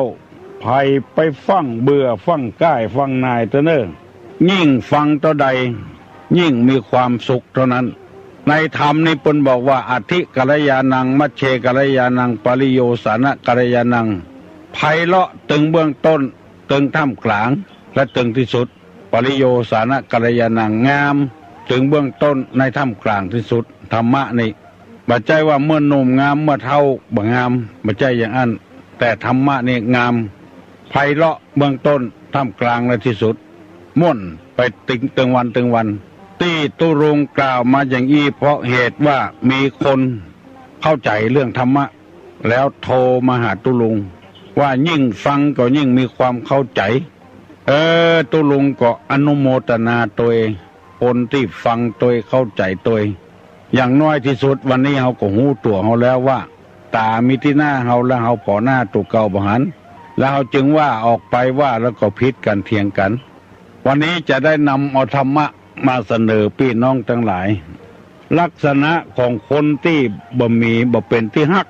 ที่ตุลุงนำไปเสนอตว่า8 ข้อและอธิบายไปละ4 ข้อยังเติม4 ข้อวันนี้ขอลืมทันไว้ว่า1คนชอบสรรเสริญคนที่บ่มีไผฮักอวดคนที่บ่มีไผชอบเปิ้นจังเส้นตะบ้านตึงจองมันก็ยังมาอวดอยู่คนใดอู้อย่างนี้ออกมาแล้วก็บ่เป็นที่ฮักดิแปลงของคนทั้งหลายพยายามหลีกเลี่ยงจะไปอวดไปอ้างคนที่บ่ดีคนที่บ่มีไผฮักบ่มีไผชอบ2ชอบตำหนิคนที่น่ารักคนใดเป็นอย่างนี้ก็ตำหนิคนที่เปิ้นเคารพสักการะบูชาที่น่าฮักแล้วเอาไปติไปเตียนเปิ้นคนอย่างนี้ก็บ่มีไผฮักมันน่าฮักเปิ้นว่ายกย่องคนดีตีคนชั่วต้องเป็นไปอย่างนี้คนใดดีก็ยกย่องกันคนใดบ่ดีก็บ่ท่าสรรเสริญคนใดยกย่องคนชั่วและตีคนดีนี่คนนั้นบ่มีไผฮักเพราะเหตุว่าไปทำลายคนดีข้อที่3ว่ามุ่งลาภมุ่งประโยชน์ส่วนตัวนักลำไปเกินน้ำไปฮือหูฮือหันเนี่ยอย่างน้อยก็จะเอาเงินเอาทองเอาสตางค์บ่ฟรีพ่องค้าขายลายล่องก็เหมือนกันเอากำไรนักเกินไปผู้ที่เอากำไรน้อยๆในเปิ้นมีลูกค้านักเอากำไรนักลำไปกินกำเดียวลำไปก็บ่มีไผฮักซื่อ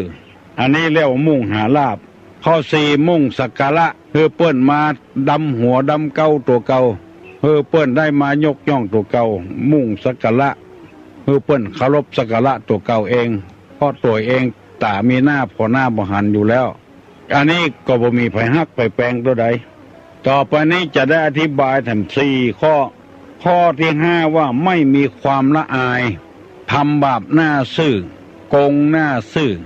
จะเสียชื่อเสียเสียงเสียความรู้สึกของคนนี่มันมีความละอายต่อสิ่งเหล่านั้นทำได้ทำไปบอกคือเปิ้นไปอย่างพฤติกรรมไปทำอย่างกำปากไปทำอย่างแล้วก็การกระทำของตัวเองไปทำอย่างเหมือนกับติดตุลุงจังว่าอยู่บนเฮือนตบมือให้เปิ้นไล่หมาวอเนื้อให้เปิ้นไล่ตัวเองบ่หลงตะเปิ้นหมู่นี้เป็นต้น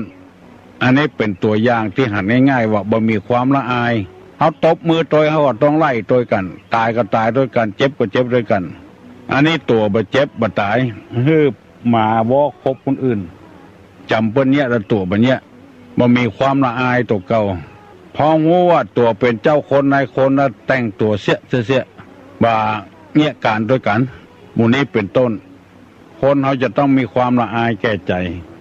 คนที่มุ่งมันมีความละอายนี่บ่เป็นที่ฮักของคนว่าไปอย่างนั้นน่ะตัวเองก็ขี้เต็มเตียวว่าเฮาเปิ้นได้อันนี้บ่มีความอายอย่างนี้ก็บ่เป็นที่ฮักเนี่ยอย่างเงี้ยไปเลยเฮือละอายต่อแก่จิตแก่ใจตัวเองแต่เนี่ยไอ้อย่างล้ำหน้าล้ำตาคนอื่นนึกหาความรู้ของเฮานึกถึงฐานะความเป็นอยู่ของเฮา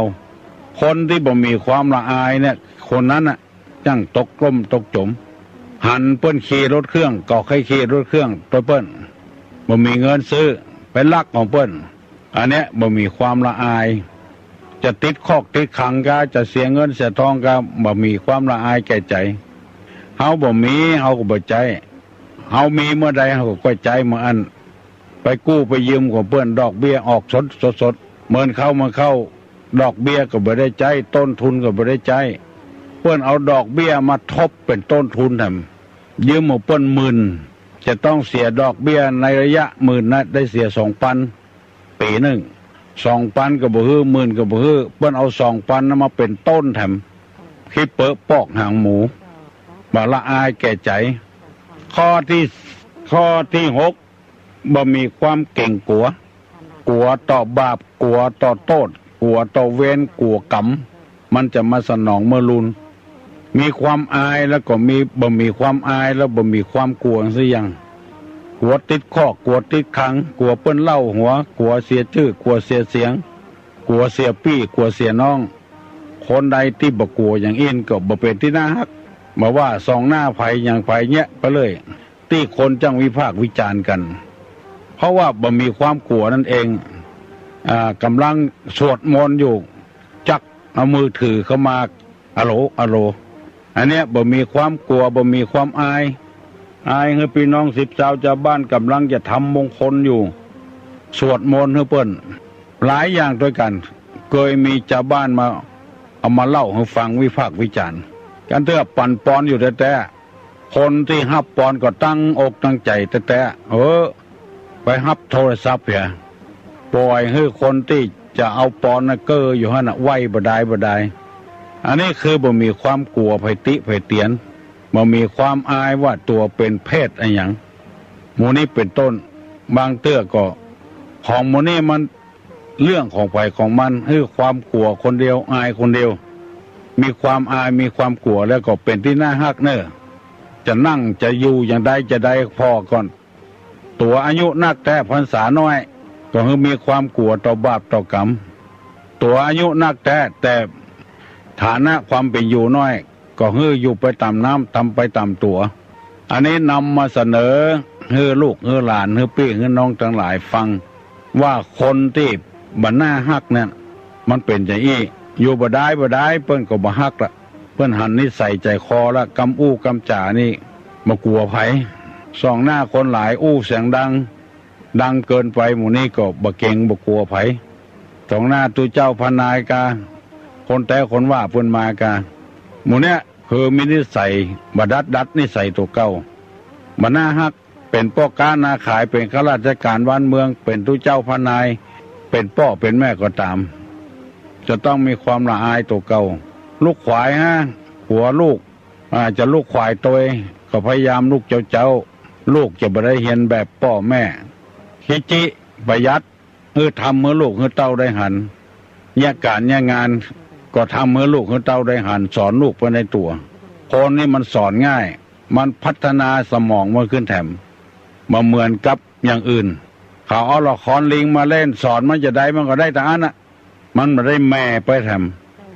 คนที่บักอายบักกลัวนี่บ่เป็นหน้าที่น่าฮักเป็นข้อที่5ที่6ข้อที่7มีความปรารถนาชั่วช้า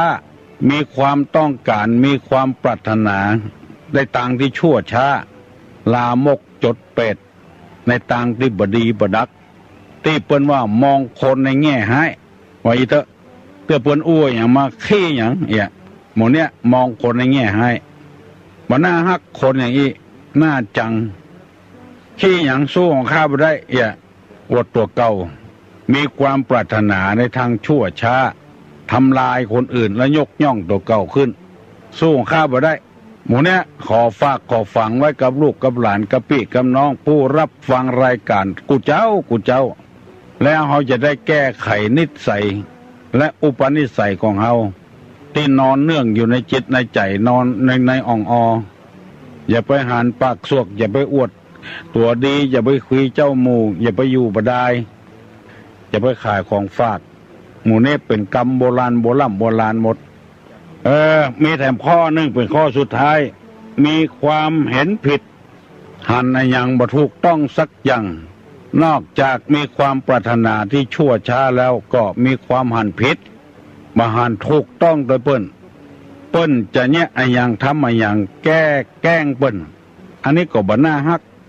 สิ่งที่ยังบ่มาเถอะเอาอ้างอย่างก่อนแล้วยังมาได้ทำเถอะอ้างอย่างก่อนแล้วหันผิดอย่างบ้านเมืองผู้หลักผู้ใหญ่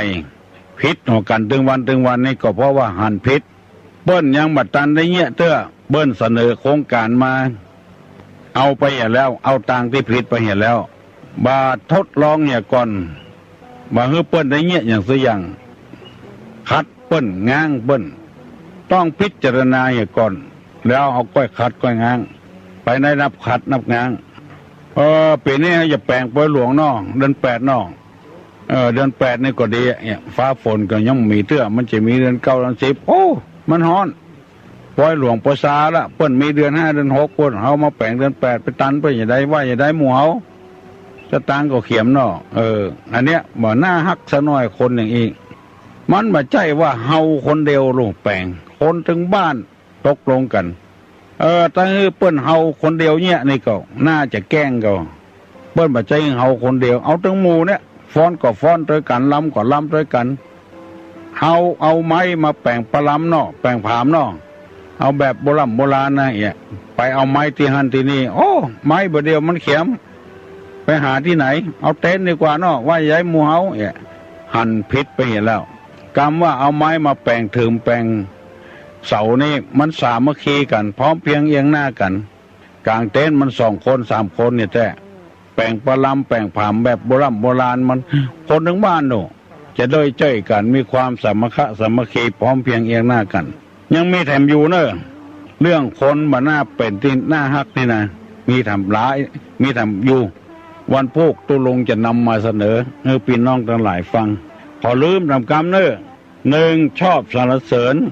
คนที่บ่ดีคนที่บ่น่าฮัก2ชอบตำหนิติเตียนคนที่เปิ้นนับถือคนที่น่าฮัก3มุ่งหาลาภ4มุ่งสักการะ5บ่มีความละอาย6บ่มีความเก่งกลัว7มีความปรารถนาชั่วช้า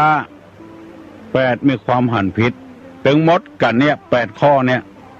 ถ้ามีกับจิตกับใจภัยคนใดก็คือพยายามหลีกเลี่ยงแล้วคนเปิ้นจะฮักตัวเก่าบอกว่าผัวบอกว่าเมียอยู่ด้วยกันก็อย่างเดียวตุลุงก็อู้หลายเตื้อแล้วว่าเป็นจะได้เปิ้นบ่ฮื้อเมียตานขันเข้าฮื้อผัวเพราะว่าผัวใหม่มันขางมันจังแล้วเขาก็ไปโอ้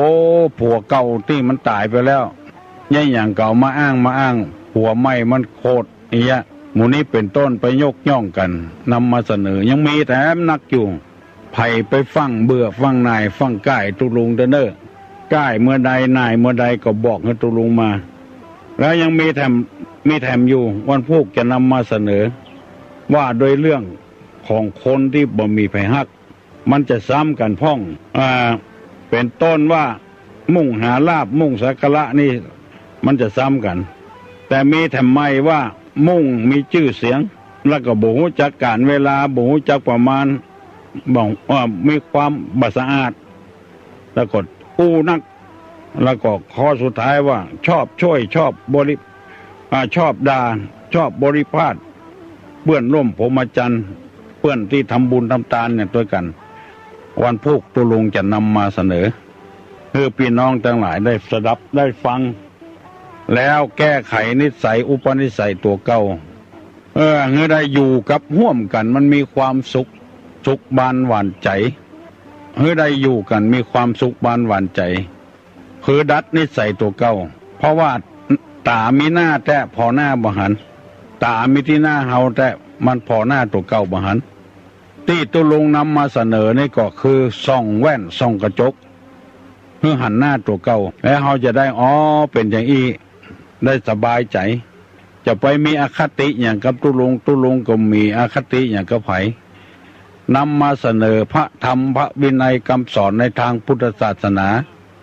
เพื่อเขาได้ปรับปรุงแก้ไขให้มันเหมือนกันเดินไปทางทิศเดียวกันไปคนนำทางเป็นชั่วโมงก็ตาม2 ชั่วโมงก็ตามเฮาอธิบายให้กันฟรีเนี่ยบ่ได้มีไผบังคับบ่ได้มีไผมาจ้างมาอย่างออกประกาศให้ฟังฟรีทุกวันยกมือไหว้เนอะปั่นปอนนะสัพปีติโยวิวัจจันตุสัพพะโรโควินัสสตุมาเตภวะตนตรายโยสุขีติคายุโกภวะอภิวาทนาสีริสานิจังวุธาปจายโนจัตตาโลธรรมาวัฏันติอายุวันโนสุขังปลัง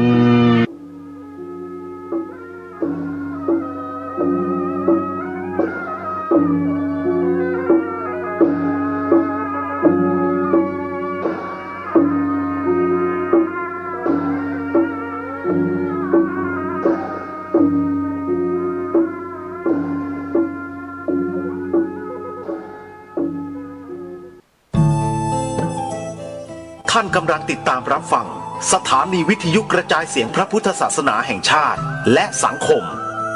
คลื่นเพื่อการศึกษาพระพุทธศาสนาและวัฒนธรรมระบบ FM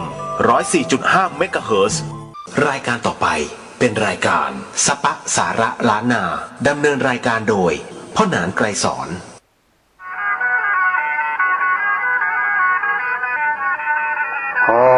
มือ10 นิ้วไว้สาพระภิรัตนแก้วเจ้าทั้ง3 ประการอันนี้พระพุทธเจ้าพระธรรมเจ้าพระสงฆ์เจ้าน้อมไว้สาปุญญาปรมีธรรมพระเดชพระคุณพระเถรานุเถระเจ้าคณะพระสังฆาธิการสามเณรเจ้าจุตนจุองค์ด้วยความเคารพยิ่งผมยินดีต้อนรับเข้าสู่รายการสัปปะเรื่องเมืองล้านนานะครับ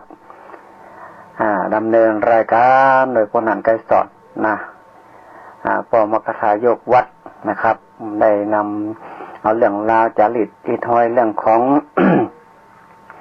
ศาสนาพระพุทธเจ้าของเรานะครับมาจาในห้องส่งสถานีวิทยุนะครับวันนี้ก็เป็นโอกาสวันหนึ่งนะครับที่พ่อหนานนะครับก็จะได้มานั่งจาพ่อแม่พี่น้องท่านผู้ฟังนะครับช่วยกันกำจูศาสนาพระพุทธเจ้าของเรานะครับคือได้อยู่กันกลุ่มลุ่งเรื่องนะครับคือได้มีอย่างมาคิดมาขวางในศาสนาพระพุทธเจ้าของเรานะครับในศาสนาพระพุทธเจ้าของเราจะต้องช่วยกันดูแลปกป้องนะมันมีลัทธิอื่นศาสนาอื่นยังมาคุยเนี่ยทำให้ศาสนาของพระพุทธเจ้าของเราเนี่ยสั่นสะเทือนเหมือนกันนะท่านจะเข้าไปดูไปฟังได้ที่รายการคดีโลกคดีธรรมนะที่ห้องส่งสถานีวิทยุ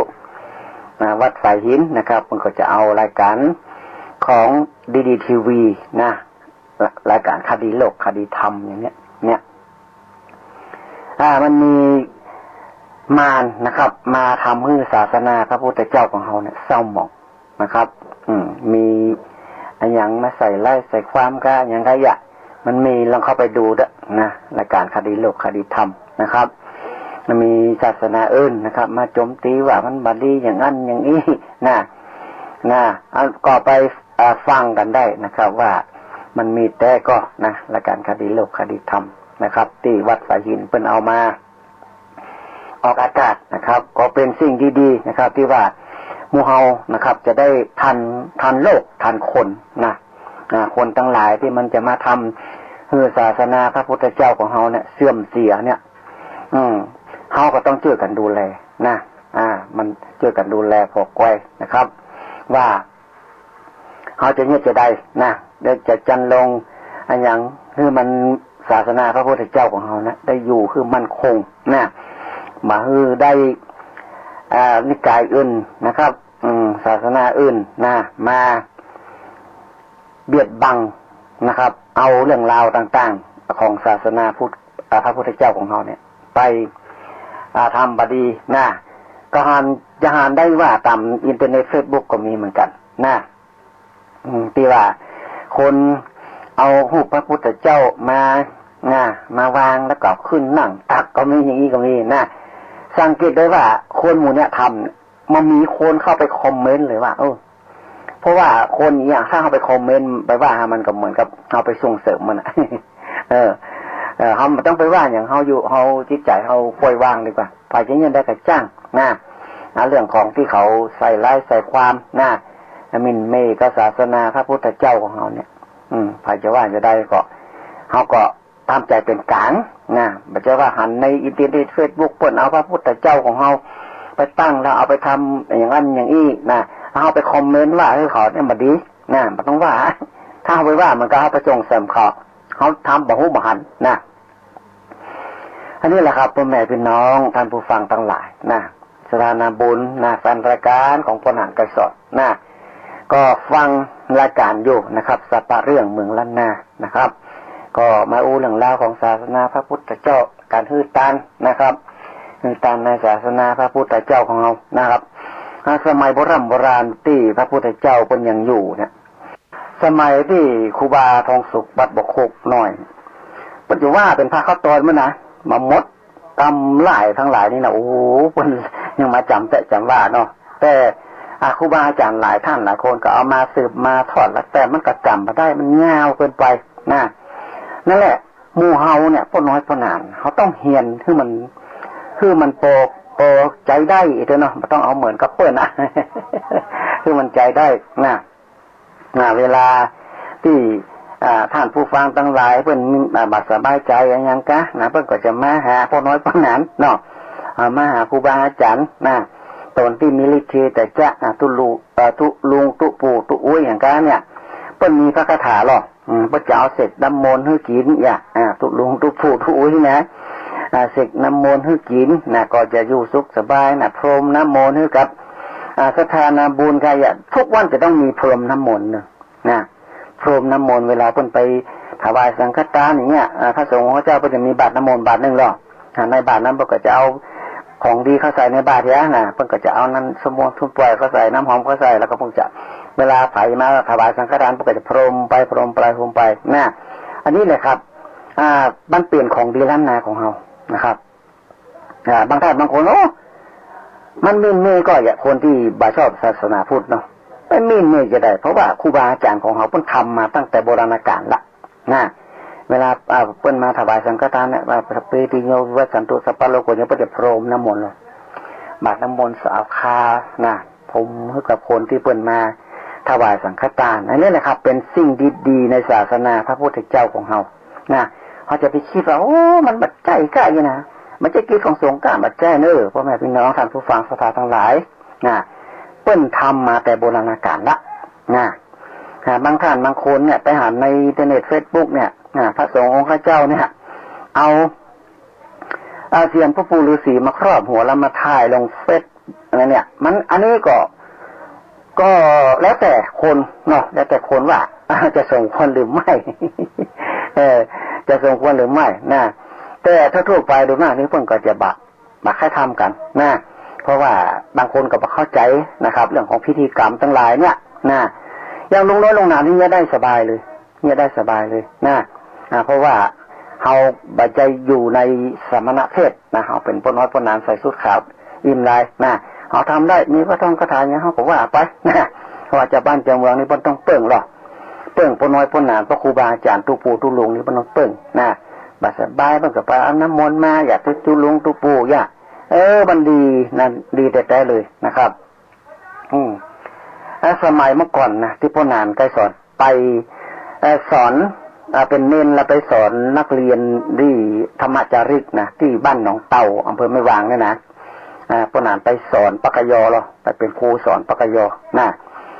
โดยพระครูไอเด็กก่อนปิยะธรรมธานีนะวัดต้นเหตุนะพวกนั้นไปนะตุลุงแปลงตุ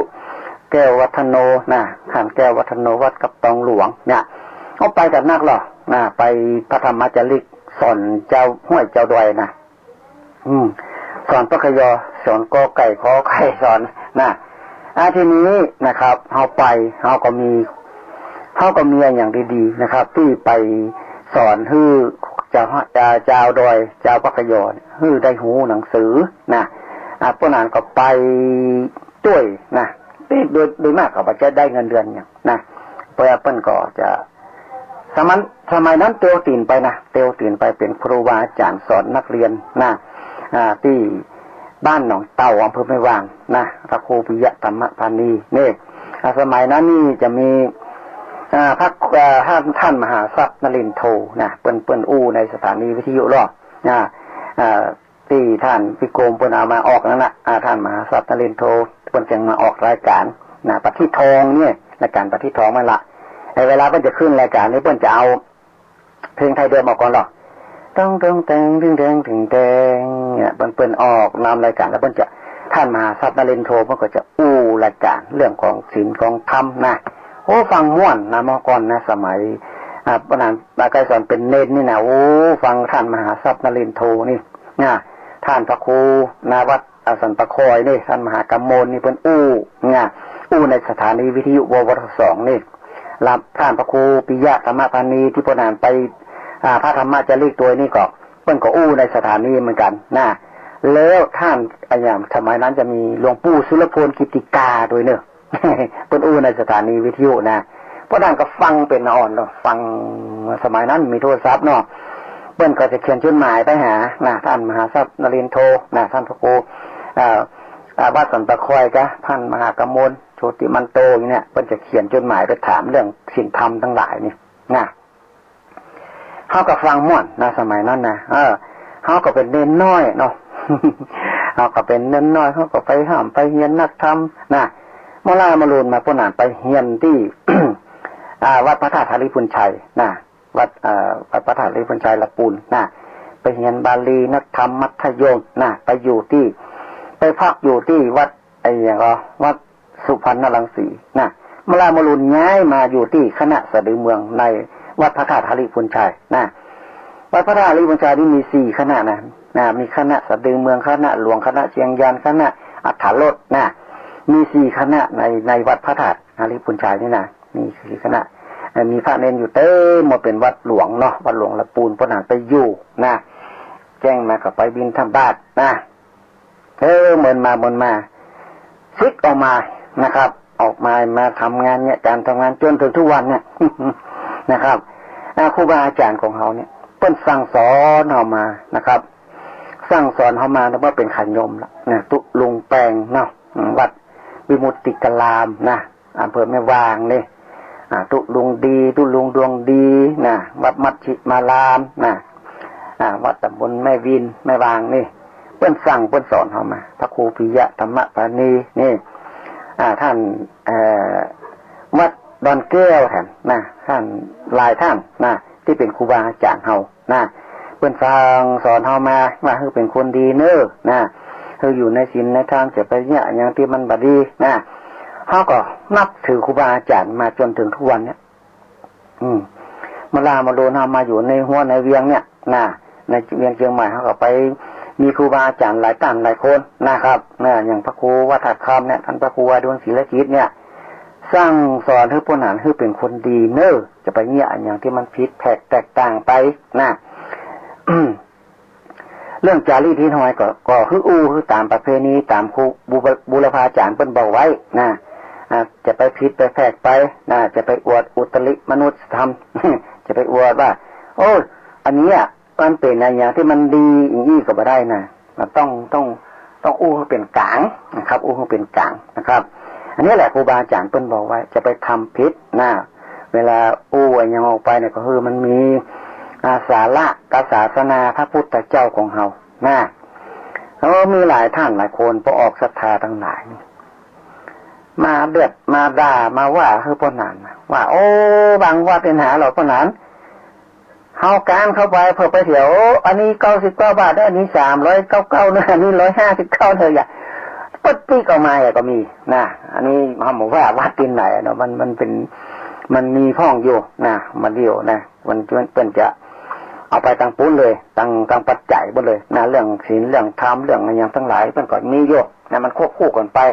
แต่ก็บ่ได้ว่ากันนะแต่เพิ่นมาบ่นให้ฟังมาได้เนี่ยอันนี้แหละครับพ่อแม่พี่น้องท่านผู้ฟังทั้งหลายนะ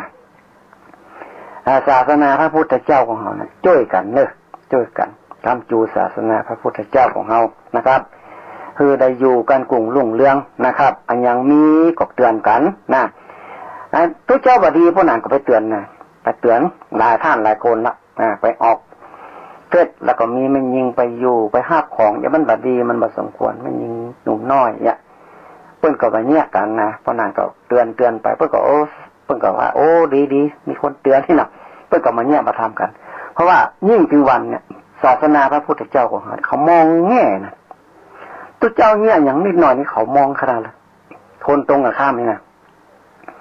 ฉะนั้นแล้วเราก็บอกควรจะทำนะครับบุคคลประทำที่ว่าถ้าถ่ายรูปเนี่ยถ่ายรูปมูลละลายนี่ได้กันถ้าก็ถ่าย2 คนได้ยังครูบาหลายครูบานะที่ปืนบ้านล้านนาเนี่ยลูกศิษย์ลูกหาเพิ่นอยู่ข้างเลยห้ามถ่ายรูปกับครูบา2 ต่อ 2ตรงนี้ครูบาดังๆวันหอยนะเพิ่นห้ามเลยลูกศิษย์ลูกหาแต่ถ้าถ่ายเป็นกลุ่มเป็นมูลละลายมันถ่ายเลยนะอันนั้นนี่เปิ้นบ่มีเปิ้นปัจจบันนินทาเนาะ ที่พระพุทธเจ้าเพิ่นว่าคนไม่ถูกนินทาไม่มีในโลกเนี่ย นะครับก็อะไรที่บ่ดีก็ช่วยเตือนกันกะเตือนกันมาเนาะผู้นั้นบ่ดีก็โทรมาผู้นั้นอันโอ้ยอันมันบ่ถูกเลยอันนี้ตุนะวัดนั้นว่านี่ว่าไปเนาะผู้นั้นก็ฟังกะเพิ่นว่าคนตักดีผีตักหายหรอ อย่างพระสงฆ์พระเจ้าน่ะครูบาอาจารย์ผู้รักผู้ใหญ่เนี่ยเพิ่นว่าของคนนั้นโอ้ยอันนี้มันบ่ผิดมันผิดไปหน่อยเนี่ยอู้ไปหามอย่างได้บ่อีกไงกะอู้กับมันม่วนกะมันอู้กันได้ลูกนะโบโรปนาก็ถึงบอกไว้เลยนะอู้มากะเฮาเป็นผู้หลักผู้ใหญ่คนที่ฟังรายการมันบัดถูกกล้าปะนะเฮาอู้อีบ่อีกะเตือนกันมาอู้กันมากะนะเพิ่นว่าคนตักดีผีตักหายนะคนมันทักมันทายมาโอ้ปะนั้นเฮาอู้หามอย่างบ่อีกะได้กะไปเป็นอย่างคนเฮาอยู่ในปืนบ้านลำนาอยู่ในเป็นมนุษย์บางคนอายุบ่ถึง100เนี่ยมีอย่างอู้กันได้ลูกนะตักเตือนมาแล้วนะพวกนั้นนะตุเจ้าบดีพวกนั้นตักเตือนเลยนะตักเตือนเลยว่าเลยนะครับว่าใส่เลยนะครับคือเขาจะบอกว่ารับหลังนะเขาจะทำให้พระสงฆ์แตกแยกบ่ใช่ว่าโอ้ทุกปันนั่นเป็นอันตุวัดนี้เป็นอันบ่มีนะแต่ถ้าทำบ่ถูกมานี้เขาก็เตือนอยู่บ่ว่าจะเป็นไผเนาะเตือนบอกนะบอ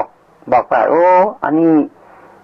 มันดีกว่าฮะโอ้ยนะว่ากันไปอู้กันไปปรึกษาหารือกันได้หรอนะขนาดอู้ผิดอู้บ่ดีตรงไหนนะ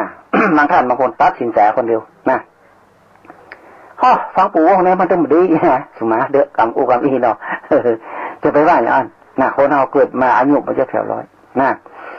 มีวาทศิลป์ในการอู้มีมนุษยสัมพันธ์ในการอู้นะวาทศิลป์ในการอู้จ๋ามันม่วนนะอย่างจนท่านวัดปันแหวนเนี่ยโอ้โหน่ะเป็นคนแม่แจ่มเนาะท่านวัดผาลาดเนี่ย วัดศรีสุดาเนี่ยปัญญาชาสาเนี่ยโอ้ม่วนแต่โอ้เอาหานะม่วนใจเขาหาด้านพระสงฆ์องค์เจ้าที่ปฏิบัติดีปฏิบัติชอบนะเขาม่วนใจเขาหานะไว้เพื่อตีนเพิ่นว่า เขาว่าเอานับถือเพิ่นหรอกนะพระสงฆ์ที่ปฏิบัติดีปฏิบัติชอบเนี่ยพวกนั้นชอบแต่เลยนะที่เปิ้นที่พระพุทธเจ้าบอกมาเนี่ยมีวัดหลายๆวัดเขามีความศรัทธาความเชื่อว่าพระนี่แหละสุดยอดเลยนะครับ อันนี้แหละเราต้องดูก่อน นะครับเขาต้องดูเขาต้องเตือนนะเขาเป็นพระสงฆ์องค์เจ้าเขาไม่ศีลนักหรือพวกน้อยพวกหนาเนี่ยเขาเตือนได้หรอโทรมาพวกหนาถึงบอกเบอร์โทรหรอพวกนั้นเขาอู้กันไม่บออย่างนั้นมันมาถูกใกล้นะได้หรือเขายกมือท่วมหัวเลยสาธุอาจารย์ดีกะเขาปรับปรุงได้เลยเนาะได้กะไม่เป็นอย่างน่ะก็อันนี้แหละครับสิ่งดีๆเลยพ่อแม่พี่น้องท่านผู้ฟังเขาไม่อย่างเขาอู้กันได้หรอชันปี้สันน้องนะปี้ของ2น้องของ1นะ ไม่ใช่ว่าท่านเก่งแล้วท่านจะมาต้องอู้ภายจะต้องเก่งไปเหตุกูอย่างมาใช่ท่านก็มีสิ่งบกพร่องอยู่นะครับก็ว่าเป็นหยังนะคือเตือนกันมานะครับสิ่งที่บัดดีก็ว่าไปเนาะของที่มันปรับปรุงกันได้หรอนะครับ คนที่มันปรับปรุงมาได้ก็คือคนพาล คนพาลนี่นะต้องไปเตือนมันว่าเฮ้ยกูจะเอาอย่างนี้เองนะไม่ได้ยังไงนะเขาต้องฟังคนหมู่มากนะเขาฟังคนหมู่มากนะคนตั้งหลายที่ตึงวันเนี่ยที่เพิ่นมีศรัทธาความเชื่อนะในเรื่องของพิธีกรรมพื้นบ้านล้านนาของพวกน้อยพวกหนานของพวกอาจารย์ของครูบาอาจารย์ท่านเจ้าทั้งหลายเนี่ยอย่างท่านพระครูวัดทัดคำเนี่ยท่านพระครูอนุนศิลกิจเนี่ยเวลาเป็นไปสุดไปถอนไปทำอย่างที่ตานแตนกาไปสุดไปถอนอุโบสถอย่างตั้งหลายเนี่ยพิธีกรรมนี่แหละท่านพระครูเพิ่นทำมาจากบุรพาจารย์อันจันแรกเลยนะเพิ่นเก่งมากๆเลยเนี่ยเป็นพ่อครูของพ่อนางไกรสอนนะพ่อนางไกรสอนไปห้ำไปเฮียนมาจากท่านพระครูอดุลศิลกิจนี่ไปเอาขันครูที่ท่านมานะขันครู108นี่นะของพ่อนางไกรสอนไปเอาที่วัดท่าคำนี่แหละนะท่านพระครูอดุลศิลกิจนะที่เป็นเจ้าอาวาสวัดท่าคำเป็นเจ้าคณะตำบลหายายนะพ่อนางไปกราบไปไหว้ไปสาตลอดบอกว่าท่านพระครูก็จะมีงานอันใดนะมาคราวที่แล้วเนี่ยเพิ่นก็ยกชัดพระธาตุที่วัดอะไรอย่างก็สีถ้อยเนาะมึงฝางพ่อนางก็ให้ก็หอมไปโอ้จัดนักเลยเนอะ ให้หอมไปพร้อมกับญาติธรรมทั้งหลายเนาะก็ให้หอมไปพระครูมีงานอย่างนี้พ่อนางจะต้องไปช่วยนะครับช่วยการช่วยงานเรื่องปัจจัยเรื่องยังทั้งหลายกะนะก็ไปมาหาสู่กันอยู่นี่แหละครูบาอาจารย์ของเฮานี่เฮาจะบรรละบัดทิ้งนะปีใหม่เมืองได้ยังก็เฮาต้องไปอันนั้นเขามีสมปล่อยปรึกษาเก้าดำหัวเปิ้นครูบาอาจารย์เฮานะเฮาก็ไหว้ก็สามาตลอดนะเปิ้นก็คุ้มครองรักษาเฮาเปิ้นก็สอนเฮามาตลอดเฮาก็น้อมก้าวใส่หัวนะท่านพระครูว่าโอ้บ่ดีเนี่ยอย่างที่มันบ่ดีเด้อเนี่ยเปิ้นยกตัวอย่างให้ตลอดเรื่องที่เปิ้นศีลข้อ3นี่คือระวังที่สุดเนี่ยเปิ้นว่านะท่านพระครูเปิ้นว่าเนาะศีลข้อ3เนี่ยถ้าไปผิดลูกผิดเมียเปิ้นมีลูกมีผัวแล้วไปเนี่ยไปทำเนี่ยศีลข้อ3เนี่ยมันจะล้มทางกระดานเลยล้มหมดเลยนะถ้าไปผิดลูกผิดเมียไปมีจู้มีกิ๊กกับคนเปิ้นมีลูกมีผัวนะครูบาอาจารย์เปิ้นว่ามันซวยนะมันซวยถ้าศีลข้อ3นี่เฮาไปล่วงละเมิดทางเพศไปมีจู้มีกิ๊กคนที่เปิ้นมีเจ้าของเนี่ยบัดดีแต่เลยศีลข้อ3นี่ท่านพระครูเปิ้นบอกไว้ห้ามเด็ดขาดเลยนะห้ามเด็ดขาดเลยนะท่านพระครูเปิ้นก็บอกต่อไปว่ายังเฮาบ่มีลูกมีเมียที่เปิ้นเป็นไม่ห่างจังไม่ก็นั้นก็ได้อยู่เนี่ยท่านพระครูเปิ้นบอกเนาะถ้าจะไปเล่นเป็นกิ๊กเป็นจู้ที่มีลูกมีผัวนี่ย่าเด้อเปิ้นบอกไงมันผิดศีลผิดธรรมผิดประเพณีนะหิมากาบ่ขึ้นหิกำศอกออกกำวานะศีลข้อ3นะคือระมัดระวังไว้เฮาก็น้อมใส่เก้าใส่หัวนะบอกว่าจำหน้าไหนที่มีครอบครัวแล้วเนี่ยพ่อหนานจะมาทำเด็ดขาดนะครับ ถึงพ่อหนานจะมามีแม่ละอ่อนอยู่กับจ้างเด้อพ่อหนานจะมาทำสิ่งเหล่านี้นะครับเพราะว่าครูบาอาจารย์เรามันแห้งแท้เลยนะมันแห้งนะเพราะว่าเราได้ สัญญากับครูบาอาจารย์แล้วว่าเราจะมาทำสิ่งที่บัดดีนะครับก็อันนี้แหละพ่อแม่พี่น้องท่านผู้ฟังทั้งหลายนะครับก็คือพิจารณาเอาเนอะนะครับกิจการงานของพ่อหนานไกรสอนเหมือนเดิมนะแต่เราจะบ่อู้ละเขาจะบอกว่างานนั้นงานนี้เป็นนั้นทำนั้นทำนี้มาทำมาบอกละเพราะว่าหูกันเมินละมาพ่อหนานทำอย่างพ่องนะโทรมาดีกว่าง่ายดี0828881756นี่นะเบอร์เก่าเบอร์เดิมนะครับ ก็ยินดีกับทุกท่านทุกคนนะอู้กันทางโทรศัพท์ดีกว่าทุกตั้งอู้เป็นจิมาเตอะนะจิเบอร์ที่เบอร์พ่อหนานนี่หรือพ่อหนานจะโทรกลับจะอู้ไป2 ชั่วโมงก็ได้นะไม่ต้องเสียตังค์พ่อหนานจะโทรปิกไปคนเดียวนะที่0828881756นี่นะเบอร์เก่าเบอร์เดิมนั่นนะกิจกรรมยังอยู่อย่างเดิมนะแต่เขาจะบอกว่าทำนั่นทำนี่บอกละนะบางท่านบางคนอาจจะประทุกใจก็ได้นะบอกเป็นยัง นะครับก็น้องเจนกันเนอยังมาไปที่ไหนอยู่โยนะครับสถานีวิทยุยังอยู่กันอยู่นะครับวันนี้นะครับก็จะประเตรียมชั่วโมงในวันนี้นะประมาณสักครึ่งชั่วโมงปลายนอกจากจะคืนเวลาให้ทางสถานีเปิดไปนะได้มาบอกมากล่าวกับพ่อแม่พี่น้องนะครับหลายท่านหลายคนโทรมาทวงมาถาม หายไปไหนวะ มาหายไปไหนครับยังเดิมเหมือนเดิมเลยนะครับ แต่เราจะมาอู้กิจกรรมอย่างละแต่มันมีเหมือนเดิมนั่นแหละโทรมาอู้กันดีกว่าเนาะม่วนดีนะเราจะเอาศีลธรรมพระพุทธเจ้าเป็นหลักดีกว่าม่วนดีนะครับม่วนดีนะก็ขอบคุณยินดีกับพ่อแม่พี่น้องนะครับท่านผู้ฟังรายการทุกท่านทุกคนนะครับ ที่ยังบรรละจารีตหินหอยบ้านเฮาเมืองเฮาหน้านะครับปนวัดปนหนาน นะครับสิ่งดีๆยังมีเสมอเนาะศาสนาพระพุทธเจ้าของเฮานะครับก็วันนี้นะครับก็ขอบอกกับพ่อแม่พี่น้องนะครับจะบาอู้เป็นชั่วโมงนะประมาณเกินชั่วโมงไปนะแล้วจะได้คืนเวลาให้ทางสถานีเพิ่นไปนะครับก็ขอบอกกล่าวทุกท่านทุกคนเด้อพ่อหนานยังอยู่เหมือนเดิมนะครับก็ขอน้อมเชิญกันนะรายการของพ่อหนานจะเป็นเอาศาสนาพระพุทธเจ้าเป็นหลักนะครับแต่กิจกรรมอยู่เหมือนเดิม นะครับวันนี้จะได้ยกมือ10 นิ้วไว้สาลาไปก่อนเนอะวันนี้จะได้ยกมือ10 นิ้วไว้สาลาไปก่อนนะครับวันจันทร์วันการก็มาปะกันแต่ไม่จัตตาโรธรรมาวัฏันติอายุปโนสุขังปลังที่จบไปแล้วนั้นเป็นรายการสัปปะสาระล้านนาดำเนินรายการโดยพ่อหนานไกรสอน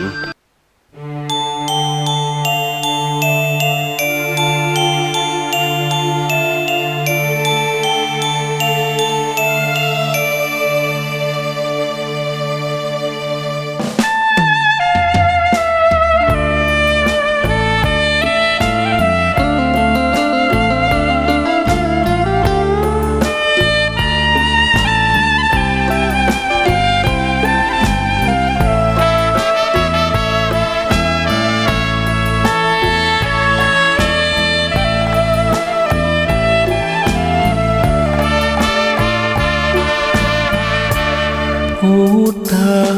คุณเก้ามาบอกมาเล่าฟังเป็นความรู้ข้อหนึ่งคืออรหังต์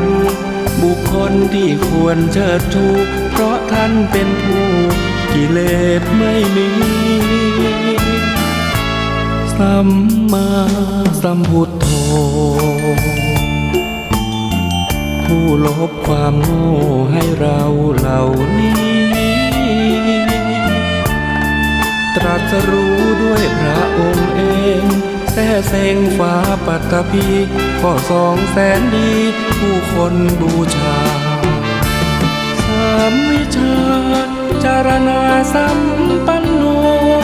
4สุขโตรวมกันแปลได้เลยนะ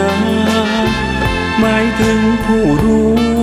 ประพฤติถึงธรรมล้ำค่าอีกสุขโตต่อมาผู้เสด็จไปด้วยดีอาโลกวิทูหมายถึงเป็นผู้แจ้งในโลกนี้อนุตตโรปุริสัทธัมมาสารถิ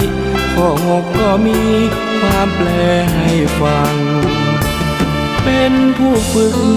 ผู้สอนมนุษย์ได้ดีและก็ไม่มีผู้ใดเทียมเท่าสักครั้งข้อ7ศรัทธาเทวมนุษย์สานังศาสดาสอนสั่งมนุษย์และเทวดาพุทโธนี้ข้อ8ผู้หลีกแก้ไขปัญหาผู้รู้ผู้ตื่นเบิกบานก้าวนั้นข้อภควาผู้เลิศวิชายอดภคธรรม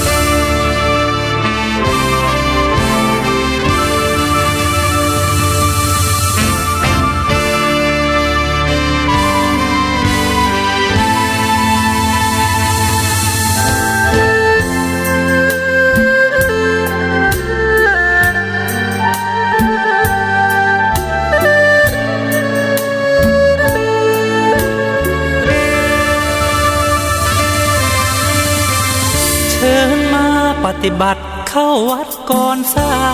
ยมาเถิดชาวพุทธหญิงชายฝึกกายคุ้มใจให้มันมาลองเรียนรู้มุ่งสู่นิพพานร่วมกันธรรมะจะพาสุขสันต์คืนวันปล่อยวางภายในเจดีย์ตั้งเด่นยอดเห็นเทียมฟ้าเปรียบเช่นสติปัญญาไฟหาธรรมะดับไฟละโลกโกรธลงปลดปลงยามคุณร้อนใจกราบพระพุทธครั้งใดอธิษฐานไปสายกลางทางตรงภิกษุสงฆ์ดีท่านชี้หนทางสว่างทำใจให้ว่างเห็นทางหายโลภโกรธหลงท่านคอยช่วยเสริมให้เพิ่มคุณธรรมมั่นคงเพื่อให้สมประสงค์ดำรงในพุทธคุณเสียงเพลงหวานแววบอกแนวทางมาหลักธรรมพระพุทธศาสนาภาวนาเป็นบุญสูงสุดอยากจะเชิญชวนส่วนเกินไปใช้สร้างบุญพระธรรมจะนำใจคุณ ธงชาติและเพลงชาติไทยเป็นสัญลักษณ์ของความเป็นไทยเราจงร่วมใจยืนตรงเคารพธงชาติด้วยความภาคภูมิใจในเอกราชและความเสียสละของบรรพบุรุษไทยประเทศไทยรวมและเชื้อชาติไทยเป็นประชารัฐผ้าไทยของไทยทุกส่วนอยู่ดำรงคงไว้ได้ทั้งมวลด้วยไทยล้วนหมายรักษาพันยินไทยนิรักสงบแต่ถึงรบไม่กล้า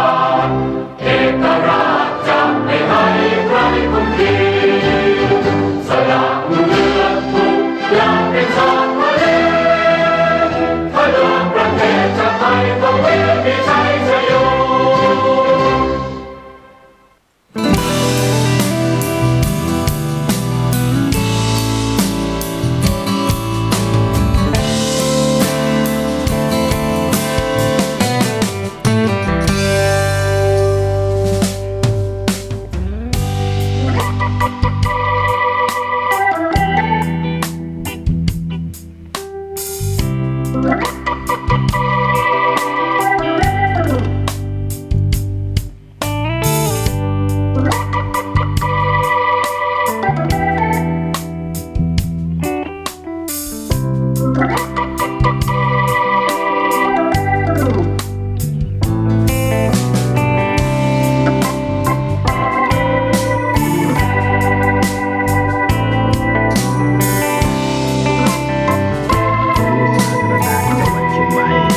FM 92.25 เมกะเฮิรตซ์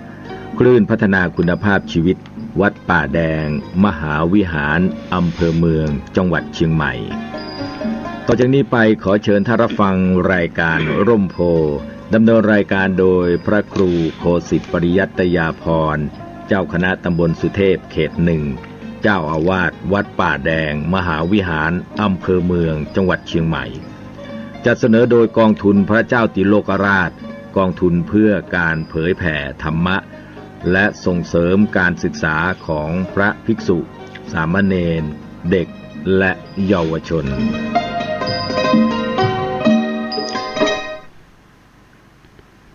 สว่างนอกด้วยแสงไฟสว่างในด้วยแสงธรรมเจริญสุขท่านผู้ฟังทุกท่านวันนี้ก็ปะกับรายการร่มโพทางสถานีวิทยุสาธารณะจังหวัดเชียงใหม่ FM 92.25 เมกะเฮิรตซ์อาตมาภาพพระครูโคสิทธิ์ปริยัตยาภรณ์ เจ้าคณะตำบลสุเทพเขตหนึ่งเป็นผู้ดำเนินรายการก็จะแนะนำสาระซึ่งเป็นคำสอนในทางพระศาสนาเสนอให้แก่ท่านผู้ฟังน้อมนำพินิจพิจารณาร่วมกันแล้วก็นำไปใช้ในชีวิตประจำวันพัฒนาคุณภาพทางด้านจิตใจไปร่วมกันพร้อมกันนั้นก็จะมีข่าวซึ่งข่าวช่วงนี้ก็จะมีข่าวของทางคณะสงฆ์แล้วก็ข่าวที่เป็นกิจกรรมเนื่องด้วยงานของทางราชการร่วมกับคณะสงฆ์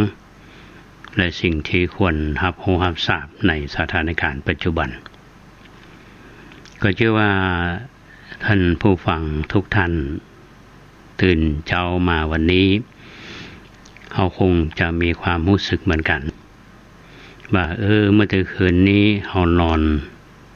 ด้วยความสบายหมายความว่าบ่ฮ้อนเหมือนหลายวันก่อนเพราะว่าฝนตกมาตั้งแต่เมื่อแรงตะวัน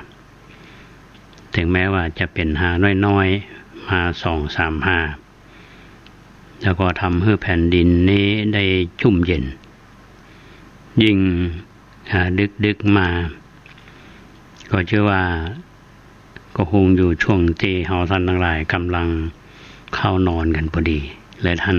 ผู้สูงอายุอาจจะยังบ่นอนฝนตกมานี่ทำให้เฮามีความรู้สึกเหมือนกันว่าหลายวันก่อนนี่ร้อนเนาะแต่ว่าจะอยู่ที่ไหนจะพัดลมก็ดีจะเปิดแอร์ก็ดีนะเปิดแอร์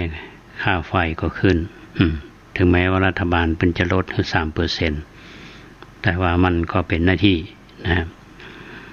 ก็เป็นสิ่งที่อยู่คู่ประจำโลกท่านผู้ฟังพออากาศดีเฮาก็ม่วนอกม่วนใจสบายอกสบายใจขึ้นแถมจัดหนักนะครับนี่เจ้าวันนี้อาตมาภาพก็ใช้เวลาที่มีอยู่เนี่ยพอความงามของธรรมชาติที่มันแต้มแต่งสร้างสีสันให้กับชีวิตของเฮาและก็ชีวิตของสรรพสัตว์ตื่นเช้าขึ้นมานี่เฮาพอไปท้องฟ้ามันแจ่มใสมันมีความงามบนพื้นฟ้าเนี่ยซึ่งเหมือนกับเทวดาสร้างสรรค์ให้หมู่เฮาได้สัมผัสสิ่งที่งดงามที่มาจากธรรมชาติจริงๆแล้วเฮานี่เฮาอยู่กับธรรมชาติเนี่ยเฮารู้สึกว่ามันมีความม่วนใจมีความสบายใจ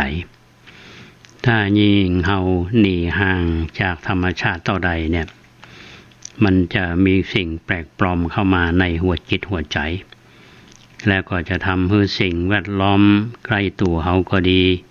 หรือห่างไปก็ดีมันเริ่มที่จะเป็นพิษยกตัวอย่างเนี่ยท่านผู้ฟังเชียงใหม่เฮาช่วงนี้หมอกควันเรียกว่าควันธรรมดาควันพิษแล้วก็มีไวรัสโควิด19เนี่ยก็เป็น2อย่างที่เชียงใหม่เฮานี่ยิ่งกว่าห้วยจังหวัดอื่นนะฮะก็เป็นเรื่องที่เฮาจะต้องปรับตัวซึ่งอยู่ในสถานการณ์อย่างนี้นะที่แน่นอนที่สุดนั่นก็คือว่าเมื่อเฮาอยู่ใกล้ชิดธรรมชาติเฮามีความม่วนอกม่วนใจแล้วก็พยายามที่จะเรียนรู้และศึกษาจากมันในวันนี้อาตมาก็สว่าตัวเนาะอยู่วัดพอรอบๆตัวเฮา2 วันนี้ ขออภัยก็จะมีบรรยากาศที่ทำเพื่อเฮานั้นได้คิดโดยเฉพาะเรื่องของธรรมชาติท่านผู้ฟังถ้าเฮาจะเปรียบเทียบกันเนี่ยครับยามหน้าแล้งใบหญ้าเนาะมันก็เหี่ยวเฉาเป็นธรรมดาน้ำท่าก็บ่มีสามารถมาเกิดภัยแล้งแถมเกิดไฟป่าแถม สร้างมลพิษให้กับคนเฮาที่อยู่โลกใบนี้ก็เหมือนในวิถีชีวิตเฮาที่ได้พบฟังบางช่วง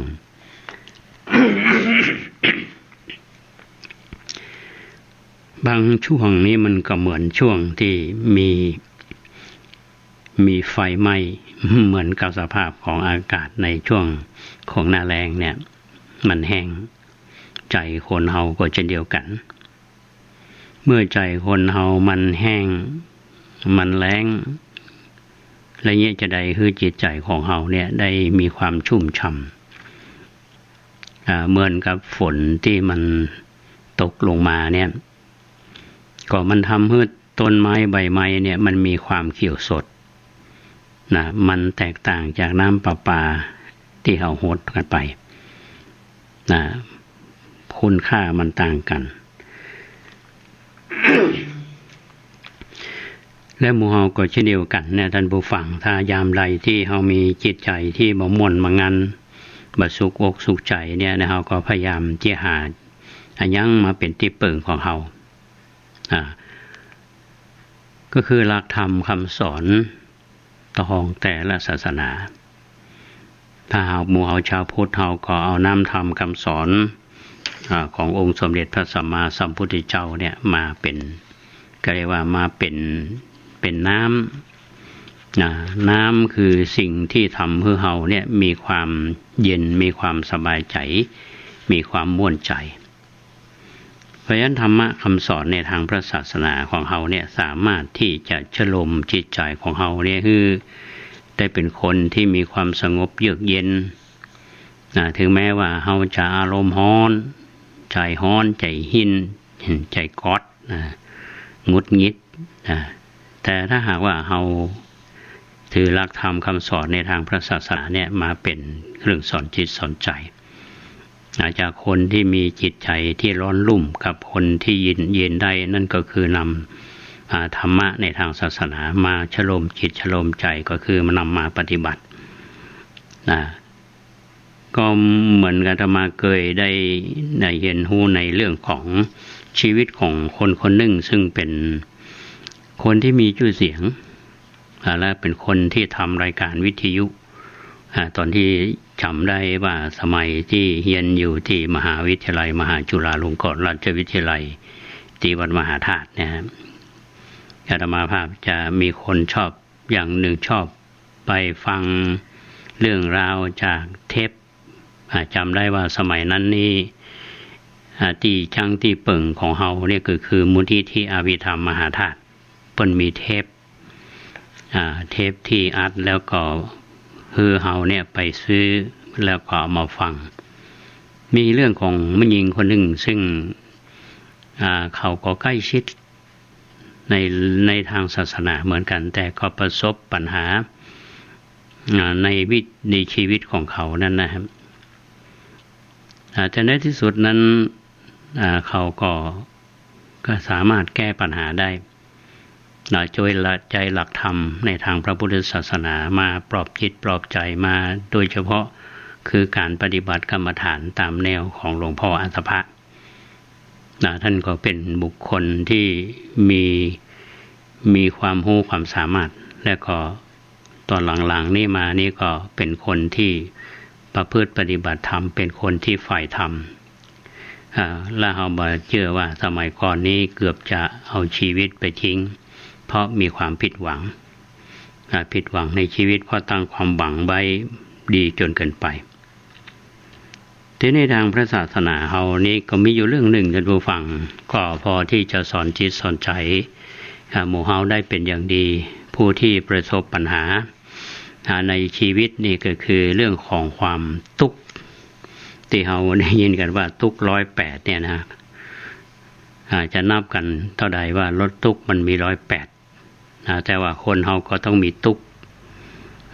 ที่บางคนก็บอกว่าที่ไหนมีทุกข์ที่นั่นมีรักที่ไหนมีรักที่นั่นมีทุกข์ที่คนเขาว่ากันก็คนสมัยที่ยังฮักกันอยู่ยังสุขสิ่งยังหวานอยู่เนี่ยนะมันยังอยู่ในช่วงของโปรโมชั่นอยู่นี่ก็อย่างดีไปหมดนะถ้าหลังโปรโมชั่นก็ไปแหมอย่าง อันนี้คือความฮักความหวังที่เราตั้งไว้กับคนทีนี้คนที่อยู่รอบๆตัวเราเนี่ยท่านผู้ฟังที่มีมาเกี่ยวข้องกับเราเนี่ยบอกว่าจะเป็นลูกก็ดีบอกว่าจะเป็นหลานก็ดีจะว่าเป็นญาติพี่น้องก็ดีเนี่ยนะล้วนแล้วแต่เป็นสิ่งแวดล้อมที่อยู่ใกล้ตัวเราบางทีก็นำปัญหามามาทับถมปัญหาที่มีอยู่นะแก้ไขได้มันก็อาศัยเวลาอาศัยความเข้มแข็งอาศัยความอดทนนี้มีเรื่องของท่านหนึ่งนะซึ่งบุคคลท่านนี้ก็เป็นคนที่มีชื่อเสียงในสมัยครั้งพุทธกาลเจตมาเคยมาเล่าให้ท่านทั้งหลายได้ฟังกันถ้าอุบาสิกาเนี่ยก็หมายถึงมหาอุบาสิกาจะเป็นไปได้ก็คือนางวิสาขาถ้าเป็นอุบาสกหรือว่ามหาอุบาสกนี่จะเป็นไปได้ก็คือท่านอนาถปิณฑิกะเศรษฐีบุคคลที่อาตมาภาพจะอู้ถึงนี่ก็คือนางวิสาขามหาอุบาสิกาเราทราบดีว่าเป็นคนที่ใจบุญสุนทานเป็นคนที่ใกล้ชิดในทางพระเจ้าประสงค์มีความเคารพในองค์สมเด็จพระสัมมาสัมพุทธเจ้าทีนี้การมีลูกมีหลานเนี่ยก็มีผลกระทบทางด้านจิตใจของท่านเหมือนกันมีอยู่วันหนึ่งท่านก็ไปเฝ้าองค์สมเด็จพระสัมมาสัมพุทธเจ้าที่บุพารามกรุงสาวัตถีบุพารามนี่ไม่ใช่วัดบุพารามถนนตาแปเด้อบุพารามก็อยู่ที่กรุงสาวัตถีวัดบุพารามนี่นางวิสาขาได้สร้างขึ้นท่านผู้ฟังโดยเหตุที่ว่าขายเครื่องมหาราดาปราสาทที่ก่อนหน้านั้นประกาศขายบ่มีไผซื้อนางก็ซื้อแล้วก็เอาเงินมาสร้างวัดบุพารามวันนั้นนี่มันมีหลานคนหนึ่งของนางวิสาขาเนี่ยได้เสียชีวิตลงโมโหด้วยสาเหตุอย่างทางยามนี้ก็น่าจะคาดว่าเป็นโรคโควิดแหละสมัยนั้นน่าจะบ่มีเตือนางวิสาขานี่ก็มีความเศร้าโศกเสียใจเพราะอาลัยฮักหลานคนที่มาบางคนนี่อย่างญาติโยมเฮาเนี่ยนะตอนแรกนี่ก็บ่มาฮักหลานนะบางคนนี่พอหลานออกมาเนี่ยหลงก็นางวิสาขาก็น่าจะเช่นเดียวกันหลงและพอดีหลานคนนี้ได้เสียชีวิตเนี่ยนางก็มีความเศร้าโศกเสียใจ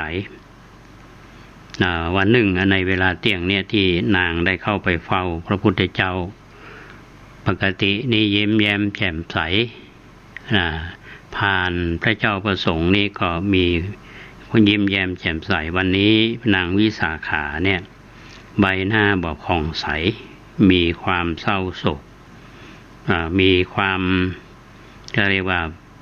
บ่มีรอยยิ้มเลยนะครับหลังจากที่นางได้ถวายบังคมแล้วก็นั่งเป็นที่เรียบร้อยแล้วเนี่ยองค์สมเด็จพระสัมมาสัมพุทธเจ้าเนี่ยท่านทราบว่านางวิสาขามาวันนี้แปลกท่านก็ทักขึ้นก่อนว่าวันนี้วิสาขาเธอไปไหนมามีผมเปียกและมีผ้าก็เปียกปอนไปหมดพระนางจึงกราบทูลองค์สมเด็จพระสัมมาสัมพุทธเจ้าว่าข้าแด่พระองค์ผู้เจริญหลานอันเป็นที่ฮักที่พอใจของหม่อมฉันเนี่ยได้ทำกาละลงหม่อมฉันจึงมีผมเปียกแล้วก็ผ้าก็เปียกไปหมดแค่นี้แหละท่านจะกราบทูลอย่างนี้พระพุทธองค์ก็ตรัสว่าวิสาขาเธออยากมีลูกมีหลานเต้ากับจำนวนพลเมืองของกรุงสาวัตถีย่านกานางวิสาขาก็กราบทูลว่าหม่อมฉันต้องการอย่างนั้นเจ้าค่ะ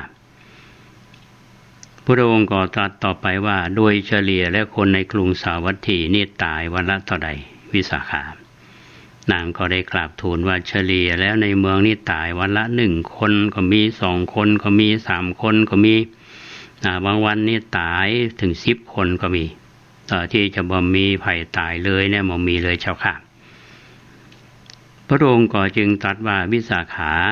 เธอจะเงี้ยจะใดถ้าหากเธอมีลูกมีหลานเข้าจำนมคนที่อยู่ในกรุงสาวัตถีเนี่ยแล้วต้องมีลูกมีหลานของเธอนี่ตายลงกูวันเนี่ยเธอจะเงี้ยจะใดให้หุยถึงวันเนี่ยค่ะให้ก็มันมีวันสั่งวันซาก็หมายว่าตลอดชั่วหน้าตาปีมิก็ให้อย่างเดียวนั่นค่ะนางวิสาขาก็ได้คิดท่านผู้ฟังก็ได้กราบทูลว่าหม่อมฉันเคล็ดแล้วเจ้าค่ะลูกหลานมีแต่อีกพอละหม่อมฉันเนี่ยว่าต้องการลูกหลานให้นักไปกว่านี้ยิ่งไปเต้าพลเมืองกรุงสาวัตถีก็ยิ่งแย่พระพุทธองค์ก็จึงได้โอกาสได้ตรัสสอนนางวิสาขาว่าวิสาขาด้วยประการชนี้แลผู้ใดที่มีฮัก100ผู้นั้นก็มีทุกข์100ผู้ใดที่มีสิ่งเป็นที่ฮัก50ผู้นั้นก็มีทุกข์50ผู้ใดมีสิ่งที่ฮัก10ผู้นั้นก็มีทุกข์10ผู้ใดที่มีสิ่งที่ฮัก5ผู้นั้นก็มีทุกข์5ผู้ใดมีสิ่งที่ฮัก1ผู้นั้นก็ย่อมมีทุกข์1ผู้ใดบ่มีสิ่งที่ฮักเลยผู้นั้นย่อมบ่มีความทุกข์เลยเรากล่าวว่าผู้ใดมีความฮักผู้นั้นย่อมมีความเศร้าโศกปราศจากทุรีบ่มีมุตอุปายาตดูก่อนนางวิสาขาความโศกก็ดีความร่ำไรก็ดีความทุกข์ก็ดีมีมากมายอย่างเนี้ยในโลกเนี้ยเพราะเอาอาศัยสัตว์หรือว่าสังขารอันเป็นที่ฮักเมื่อมีสัตว์มีสังขารเป็นที่ฮักความโศกความร่ำไรความทุกข์เหล่านี้ย่อมบ่มีเพราะเหตุนั้นแหละผู้ใดมีสัตว์ก็ดีสังขารก็ดีอันเป็นที่ฮักไปเนี่ยไปไหนผู้นั้นก็ต้องมีแต่ความกับบ่มีความก็ผู้นั้นก็มีความสุขก็ปราศจากความโศกเศร้าเพราะฉะนั้นผู้ใดที่ปรารถนาความบ่โศกเศร้าบ่ปราศจากทุลีก็พึงทำสัตว์หรือว่าสังขารที่บ่เป็นที่ฮักบอกว่าในโลกไหนๆอันนี้เป็นสาระสำคัญท่านผู้ฟังที่มีมาในวิสาขาสูตรเมื่อท่านทั้งหลายได้ฟังเรื่องนี้แล้วเนี่ยว่าธรรมะพุทธวงศ์ได้ทรงตรัสสอนนางวิสาขาในวันนั้นโดยอาศัยการถึงแก่ความตายของหลานนั้นเป็นที่ฮักของนางวิสาขานางวิสาขานี้ใกล้ชิดกับพระพุทธเจ้าก็พูดถึงว่าถ้าเป็นผู้ปฏิบัติธรรมนี่ก็คงมีความเลื่อมใสใกล้ชิดแต่ว่าถ้าหากว่ามันอารมณ์ที่เกิดขึ้นมาเนี่ยอย่างในกรณีผู้ที่ใกล้ชิดเสียชีวิตก็ต้องมีความเศร้าโศกเสียใจที่ได้สติปิกมานั้นเพราะว่าพระพุทธเจ้าของเราได้ตรัสสอนว่าถ้าหากว่าเราจะมาเป็นทุกข์กับคนที่เตี่ยวฮักอยู่ที่สิ่งรอบๆข้างเราบอกว่าจะเป็นหลานก็ดีจะเป็นลูกก็ดีหรือจะเป็นพ่อเป็นแม่เป็นผัวเป็นเมียที่มีอยู่ในวงศาคณาญาติเนี่ยมันก็เป็นทุกข์อันนี้หมายความว่าที่พระองค์สอนนี้คือแก้ปัญหาเฉพาะหน้าคือกับนางวิสาขาได้คลายเศร้าโศกจึงสรุปว่าคนหากเขาไปมี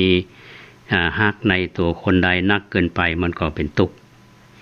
ก็ในที่นี้ก็ไม่ได้หมายความว่าเบื่อฮักกันคำว่าฮักกันเนี่ยก็คือมีความปรารถนาดีต่อกัน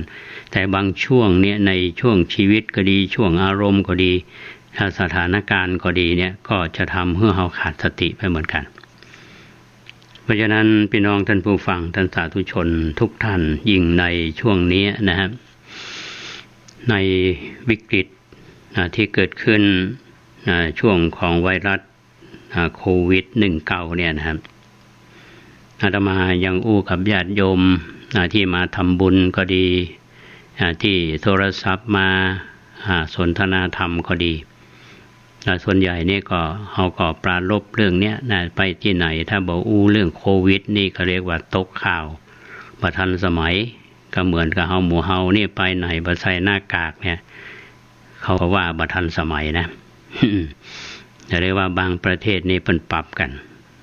บ่ใส่หน้ากากนี่ก็คือเป็นสิ่งแปลกปลอมมาเพราะฉะนั้นในช่วงนี้ท่านผู้ฟังจำเป็นอย่างยิ่งที่เราจะต้องเอาธรรมะคำสอน เข้ามาอยู่ในจิตในใจเฮาก็เป็นกำลังใจซึ่งกันและกันได้อาตมาดูข่าวญาติโยมก็ดูข่าวทางข่าวทีวีทางข่าวจากโซเชียลมีเดียทั้งหลายแหล่เนี่ยนะครับถ้าเรารับข่าวสารนั้นมากจนเกินไปเนี่ยก็จะเครียดเนาะบางคนเครียดนะท่านผู้ฟังเครียดมากและบางคนนี้ก็ตุกแตะทุกว่าเนาะอย่างสมัยก่อนนี่ข่าวสารเนี่ยนะครับกว่าเราจะรับสารได้เนี่ยนะมันผ่านมากี่วันบ่หรออย่างถึงวันนี้เรารับข่าวสารวันต่อวันหรอวินาทีต่อวินาทีมันเวยมาเวยมันก็ไปเวยเหมือนกันมาเวยเค็มเวยเขาว่านะเพราะฉะนั้นสิ่งเหล่านี้เราจำเป็นอย่างยิ่งเราจะต้องมีสตินะครับมีสติก็คือกำหนดรู้อยู่เสมอและรู้เล่าเท่าทันมันแล้วก็จำเป็นอย่างเองเราจะต้องอดทนอดกลั้นเนี่ยอย่างเราข่านข่าวเนี่ยญาติโยมบางท่านเนี่ยโอ้ให้หุยเนาะจะเนี้ยจะได้เนี่ยข้าวสารยังบ่มีเลยลูกก็ข้าวก็บ่มีกินเนี่ยอย่างบางคนเนี่ยท่านผู้ฟังยิ่งตุกตอนนี้อย่างเพิ่นบอกเพ้นระยะห่างกันเนี่ยหรือว่าเพิ่นคืออยู่กับบ้านที่มันขำก็คือคนที่บ่มีบ้านอยู่เนี่ยไปอยู่คนไร่ที่อยู่เนี่ยไปนอนสนามหลวงก็ดีนอนข้างทางก็ดีเนี่ยเราบ่มีบ้านนี่เขาไปอยู่ไหนก็โดนยับเหมาะไปตุกมากันเพราะฉะนั้นสิ่งเหล่านี้มันเป็นบทเรียนให้เราท่านทั้งหลายได้ศึกษาอาตมาว่าในยุคนี้นะฮะมันมีสิ่งที่เราจะต้องเข้าไปเรียนรู้เข้าไปศึกษาโดยเราสามารถที่จะนำมาเป็นครูสอนเราได้เช่นเดียวกันญาติโยมทุกท่านเนาะอย่างได้ก็ตามเขาก็เป็นกำลังใจซึ่งกันและกันและก็ยังเชื่อว่าในช่วงนี้มันน่าจะอย่างหลายๆอย่างมันก็เริ่มดีขึ้นสถานการณ์น่าจะดีขึ้นนะครับ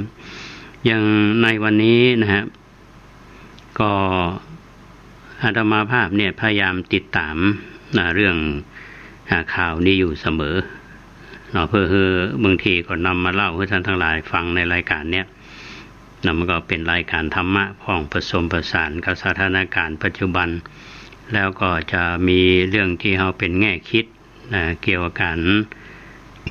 หลักธรรมะได้เหมือนกันท่านผู้ฟังนะครับอย่างในวันนี้เนี่ยมันมีข่าวออกมาบอกว่าทางศูนย์เนี่ยเพิ่นก็ได้แจ้งท่านผู้ฟังว่าประเทศไทยสถานการณ์โควิดของเราเนี่ยนะในวันที่26เมษายนเนี่ยข้อมูลเมื่อ 11 โมงครึ่งเนี่ยของข้อมูลของกรมควบคุมโรคเพิ่นบอกว่ามีผู้ติดเชื้อเพิ่มขึ้น15ตะวันนี้53ผู้ติดเชื้อยืนยันสะสมนี่ 2,922 ที่หายวันนี้47ที่หายเพิ่มทำไมครับหายเพิ่มวันนี้47หายแล้วเนี่ยนะ 2,594 อยู่ที่โรงพยาบาล277เสียชีวิตสะสมนี่51ท่านผู้ฟังตัวเลข15เนี่ยเนี่ยนี่มีความหมายนะเขาก็ยังหวังใจว่าในช่วงของเดือนเมษาเนี่ยเนาะสิ้นเดือนถ้าหากว่าพรก.เพิ่นประกาศอาจจะมีผลถึงไหนเนี่ยนะมันก็จะทางสถานการณ์ของเขาดีขึ้นในด้านต่างๆไม่ว่าเศรษฐกิจก็ดีสังคมก็ดีอย่างมันก็จะดีขึ้นเนาะส่วนหลังเหตุการณ์แล้วจะมีอย่างเนี่ยเขาก็ค่อยว่ากันเป็นอย่างเพราะฉะนั้นในช่วงนี้ก็ให้ท่านผู้ฟังได้ฟังเรื่องสาระเป็นธรรมะเรื่องของความทุกข์ของคนโดยธรรมายกเรื่องของนางวิสาขาที่พระพุทธเจ้าท่านได้ตรัสคือกำลังใจแก่นางและนางก็ได้แง่คิดได้มีสติถึงแม้ว่าบางทีเราใกล้ชิดวัดใกล้ชิดพระเจ้าประสงค์ใกล้ชิดพระผู้ใหญ่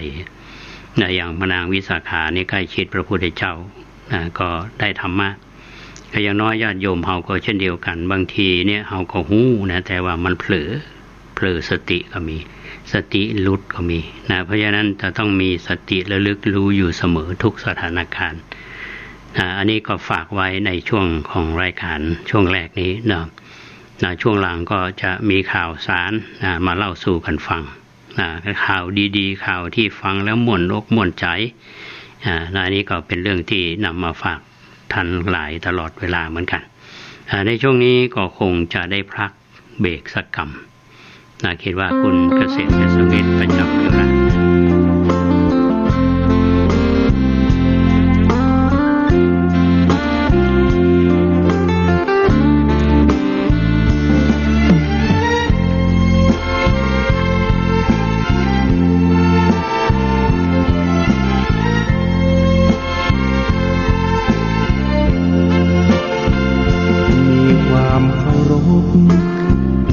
พระพุทธเจ้ามีความเคารพนอบน้อมในพระธรรมมีความเคารพพระอริยสงฆ์น้อมนำมั่นคงเลิศล้ำพระพระนิพพานเป็นอารมณ์สิ่งที่ทำนั้นไม่หวังผลคืนกลับชื่อเสียงไม่รับไม่หวังทรัพย์เชยชมไม่ลัดทางเลี้ยวทำดีอย่างที่เหมาะสมรู้สึกอารมณ์เพียงเพื่อพระนิพพานลักษณะของพระโสดาบันรู้ไว้แบ่งปันประดับความรู้ทุกท่านบุญบารมีชาติใหม่พระโสดาบันคอยคำขีดคันไม่มีตกต่ำลงมาเกิดเป็นมนุษย์ก็ได้บุญมาเกิดเป็นพรหมประเสริฐและเป็นเทวดาอย่างละ7 ชาติครบถ้วนแล้วตามนั้นนาแล้วก็ต่อมาถึงอรหัตผล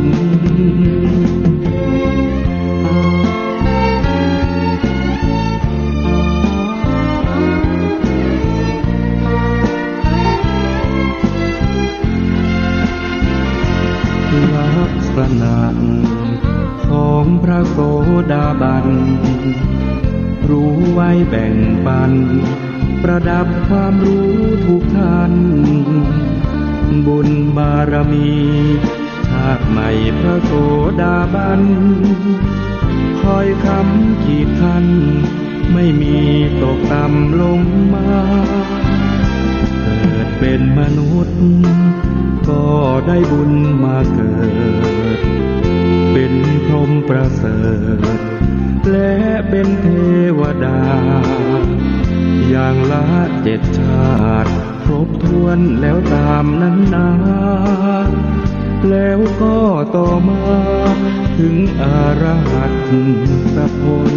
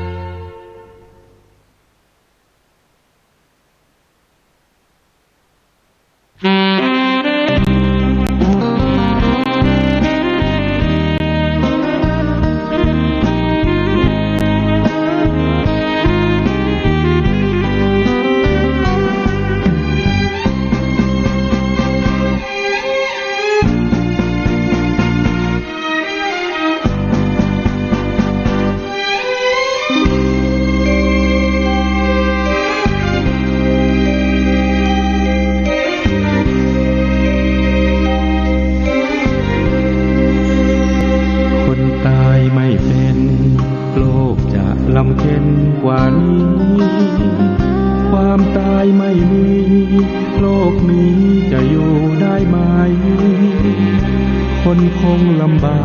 กไม่รู้จะอยู่อย่างไรคงมีคนร้ายมากมายท่วมล้นแผ่นดินรู้ตัวต้องตายก็ยังไม่ไหวชั่วช้าเกลียดชังโกรธาเห็นค่าดังคนใจหินโลกนี้แสนยุ่งต่างมุ่งแย่งกันหากินคุณธรรมไร้สิ้นชีวิตฟาดฟันฆ่าแก่เราควรคิดถึงความตายที่เป็นความหมายช่วยผ่อนคลายความแรงความชั่วนั้นนามันน่าขยะแขยงความชั่วมันแรงความตายวิ่งแข่งแก้ไขทุกคนต้องตายเกลียดกันทำไมเช่นนี้ตรึกตรองหน่อยสิโลกนี้จะสุขอย่างไรคนแล้วคนเล่าตายเน่าผัดเปลี่ยนกันไปขอฝากเอาไว้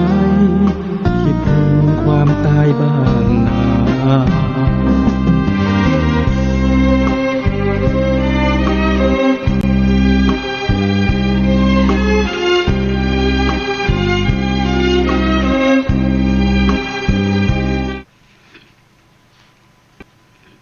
พี่น้องท่านผู้ฟังทุกท่านกำลังฟังสถานีวิทยุสาธารณะจังหวัดเชียงใหม่ FM 92.25 เมกะเฮิรตซ์อาตมาภาพพระครูโคสิทธิ์ปริยติยาภรณ์อยู่กับท่านผู้ฟังในวันนี้ก็เป็นคิดว่าที่บ้านทุกท่านนี่ก็คงจะบ่ฮ้อนกันเท่าไหร่เนาะที่วัดประแดงเขานี่ก็บรรยากาศวันนี้ก็ม่วนอกม่วนใจพอไปทางบนวัดช่วงก่อนนี่มาใบไม้หล่นต้นไม้สลีก็หล่นต้นไม้ชำชาก็หล่นต้นไม้แดงก็หล่นเลือกใกล้เหี่ยวใกล้แห้งนี่ฝนตกมาช่วงก่อน5ตกมาถึงคืนนี้เนี่ยพอมันใบมันเขียวท่านผู้ฟังนกหนูก็ม่วนอกม่วนใจผู้คนอยู่ก็ม่วนอกม่วนใจแต่เจ้านี่มาเนนวัดสนดอกขึ้นมาแอววัดประแดงอาตมาก็ถามว่าเป็นจะใดปกติพระเนนนี่ไปแอววัดนี่เขาบอกให้ไปท่านผู้ฟังเขาใกล้วัดก็ถามเนนที่มาแอววัดประแดงเปิ้นก็บอกว่าฝนตกเนี่ยขึ้นมาดูวัดประแดงหลวงพ่อว่าม่วนใจดีแล้วก็ถวายหนังสือท่านไปอยู่มา3 รูปก็ถวายคนละเล่มเนาะหนังสือยานคัมภีร์ช่วงนี้ไปมาก็แจกหนังสือยานคัมภีร์ซึ่งเป็นเรื่องราวที่อาตมามันเป็นหน้าที่ของอาตมาที่จะต้องเผยแผ่หนังสือพวกนี้คือคนรุ่นหลังเขาเนี่ยได้อ่านถึงแม้ว่าบางคนฮับไปบ่ได้อ่านก็บ่เป็นหยังเก็บไว้ต่อไปถ้าเคยสนใจเนี่ยมันมีคุณค่าท่านผู้ฟังหนังสือเนี่ยมันสามารถที่จะความรู้เฮามันเป็นปัจจัยชี้วัดได้อย่างหลายอย่างแล้วก็เฮาอ่านเรื่องราวต่างๆเนี่ยเฮาจะได้รู้ว่าสถานการณ์มันนั้นเป็นจะใดอย่างเนี้ยอันนี้ก็คิดว่าสามเณรก็คงเอาไปอ่านอันนี้เป็นเรื่องที่เขาดีใจว่าวัดวาอารามเนี่ยช่วงเนี้ยก็นักท่องเที่ยวเนี่ยบ่ต้องอู้ถึงเงินบ่ฟังนักท่องเที่ยวซึ่งบ่เข้าประเทศอยู่ละรายได้จากการท่องเที่ยวนี่แน่นอนอยู่ละไกด์ก็ตกงานกันเป็นแถวโรงแรมก็ปลดพนักงานกันเป็นแถวบ่ปลดกันมาได้อยู่บ่ได้บางทีก็ปิดกิจการไปเลยก็มีนะอันนี้คือสิ่งที่เกิดขึ้นจำเป็นอยู่เองที่เราจะต้องมีความเข้มแข็งอย่างที่ว่านั่นนะมันก็ขึ้นอยู่กับภูมิคุ้มกันเมื่อคืนนี้อาตมาได้ดูคลิปของสถานีโทรทัศน์อยู่ช่องหนึ่งเนาะเป็นนำเรื่อง คนมาสัมภาษณ์จะมีอยู่3ท่านคนหนึ่งก็เป็นคนเขาเรียกว่าคนไร้บ้านน่ะคนหนึ่งและคนหนึ่งก็เป็นเจ้าของบริษัทอันนี้เป็นผู้จ่ายแต่คนหนึ่งก็เป็นหญิงผู้ที่ทำหน้าที่สื่อสารเรื่องราวดีๆเนี่ยก็คือคนที่อยู่ในเป็นเปื่อนใน Facebook คนก็คือหากันเรื่องที่เขาส่งข่าวไปเนี่ยอาตมาก็พยายามฟังว่าเรื่องราวมันเป็นจะได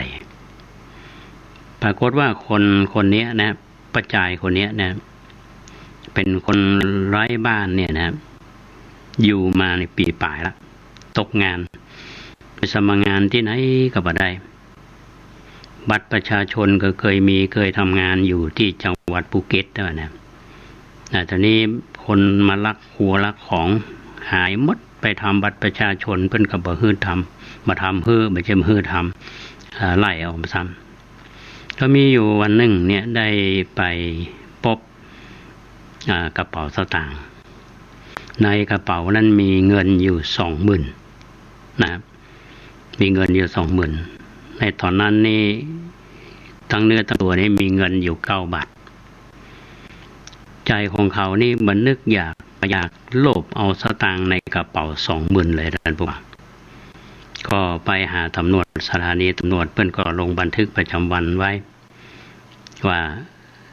คนนี้เป็นตำรวจเพิ่นก็คือหลอทางตำรวจก็ได้ปะหลักฐานในกระเป๋าสตางค์ว่าเป็นไผเพิ่นก็โทรศัพท์เข้าไปหาเจ้าของกระเป๋านี่ก็บ่ได้คิดท่านผู้ฟังไปถึงบ้านเพิ่นนั่งรถไปเนาะถึงบ้านขอเอากระเป๋าเอาถอดกางเกงไว้นะก็บ่ได้คิดว่าสตางค์ตัวเก่านั้นยังอยู่ในกระเป๋าอยู่พอได้ยินว่าทางสถานีตำรวจเพิ่นได้โทรศัพท์มานี่ก็ฮู้ว่ากระเป๋าสตางค์หายก็รีบไปก็ปรากฏว่าไปถึงโรงพักเนี่ยป้าคนนี้นะยังอยู่เนี่ยแล้วก็ถามไปถามมาเพิ่นก็มีชื่ออยู่อาตมาต้องบอกละเนาะเพิ่นก็สงสารเนาะ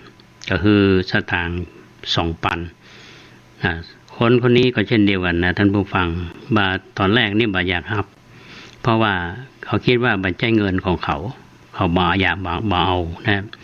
ก็เพิ่นก็ขยันขยอคือในที่สุดนี้เพิ่นก็หันคุณงามความดีเนี่ยว่าเขาเป็นคนซื่อสัตย์นะถึงแม้ว่าเขาจะอดอยากจะบ่มีบ้านอยู่บ่ได้ทำงานตกงานเนี่ยแต่ว่าใจของเขาเนี่ยก็ยังเคารพสิทธิ์ของคนอื่นอยู่นะครับเพราะว่าเพิ่นถามว่าทำไมบ่เอาเงิน 20,000 ถ้าเอาตอนนี้โอ้ใจไปหลายเดือนนะ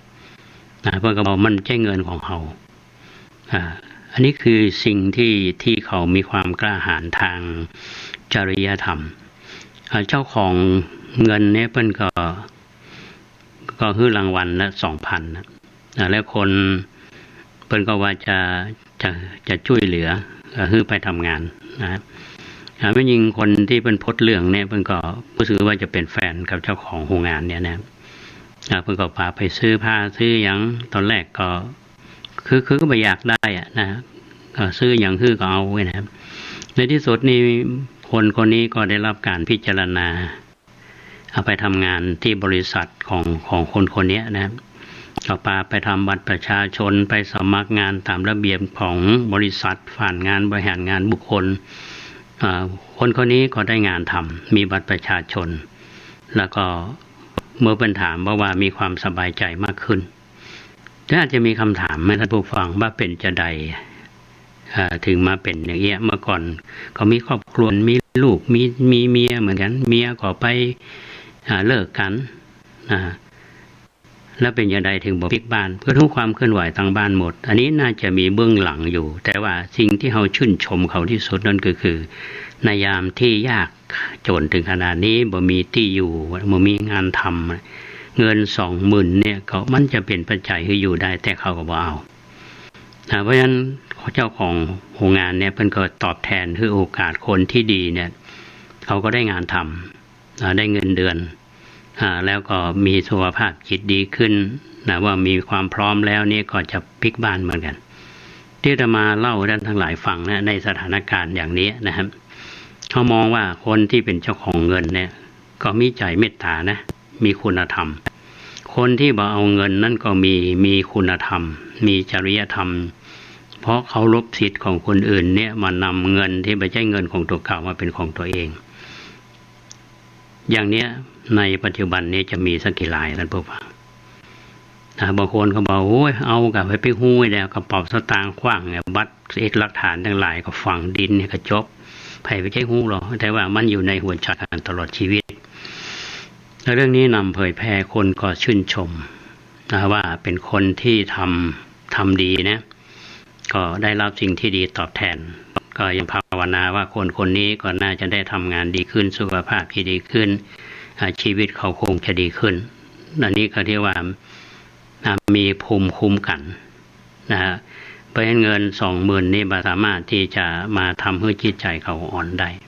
ที่จะไปทำเงินเอาคนอื่นมาเป็นของตัวเองอันนี้ก็เล่าท่านทั้งหลายได้ฟังกันเมื่อว่าท่านบางท่านอาจจะได้ดูในเรื่องนี้นะครับในสถานการณ์ณวันนี้คนอยู่ช่วงที่เฮาว่าจักจินเขินหัวจักหัวเขินตินโทษบางทีก็ใช้คำว่าบะคงบะหยาบนะที่ว่าปากกัดตินถีบไปนะเป็นคำไทยๆอยู่ในสถานการณ์อย่างนี้อันนี้ก็มีสิ่งที่ดีๆในสังคมเราเหมือนกันท่านผู้ฟังก็นำมาเล่าท่านทั้งหลายได้ฟังกันในช่วงเวลาที่เหลืออยู่นี้ท่านผู้ฟังก็คงจะเป็นข่าวสารจากความเคลื่อนไหวนะฮะ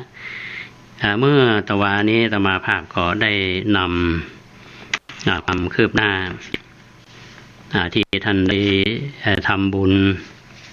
ร่วมบริจาคสิ่งของร่วมในโครงการมอบทานมอบธรรมนะครับปั่นน้ำใจสู้โควิดนะครับซึ่งก็มีผู้ที่ใจบุญได้บริจาคได้เป็นชื่อที่เป็นของบริษัทหนึ่งที่ถวายไปแล้ววัดวาอารามต่างๆเนี่ยท่านก็ทำโรงทานอยู่สม่ำเสมออยู่ก็ยังมีน้ำใจงานด้านสาธารณสงเคราะห์ของคณะสงฆ์เขายังทำอยู่โดยเฉพาะในคณะสงฆ์ในตำบลต่างๆเนี่ยนะก็มีหลายตำบลที่เป็นคือความร่วมมือในส่วนความคืบหน้าจะแจกกันเมื่อใดจะใดเนี่ยนะครับอาตมาภาพก็จะได้นำมาเล่าสู่ท่านทั้งหลายได้ฟังกันแต่ที่ชื่นใจเนี่ยท่านผู้ฟังวัดกลับบ้านนะฮะ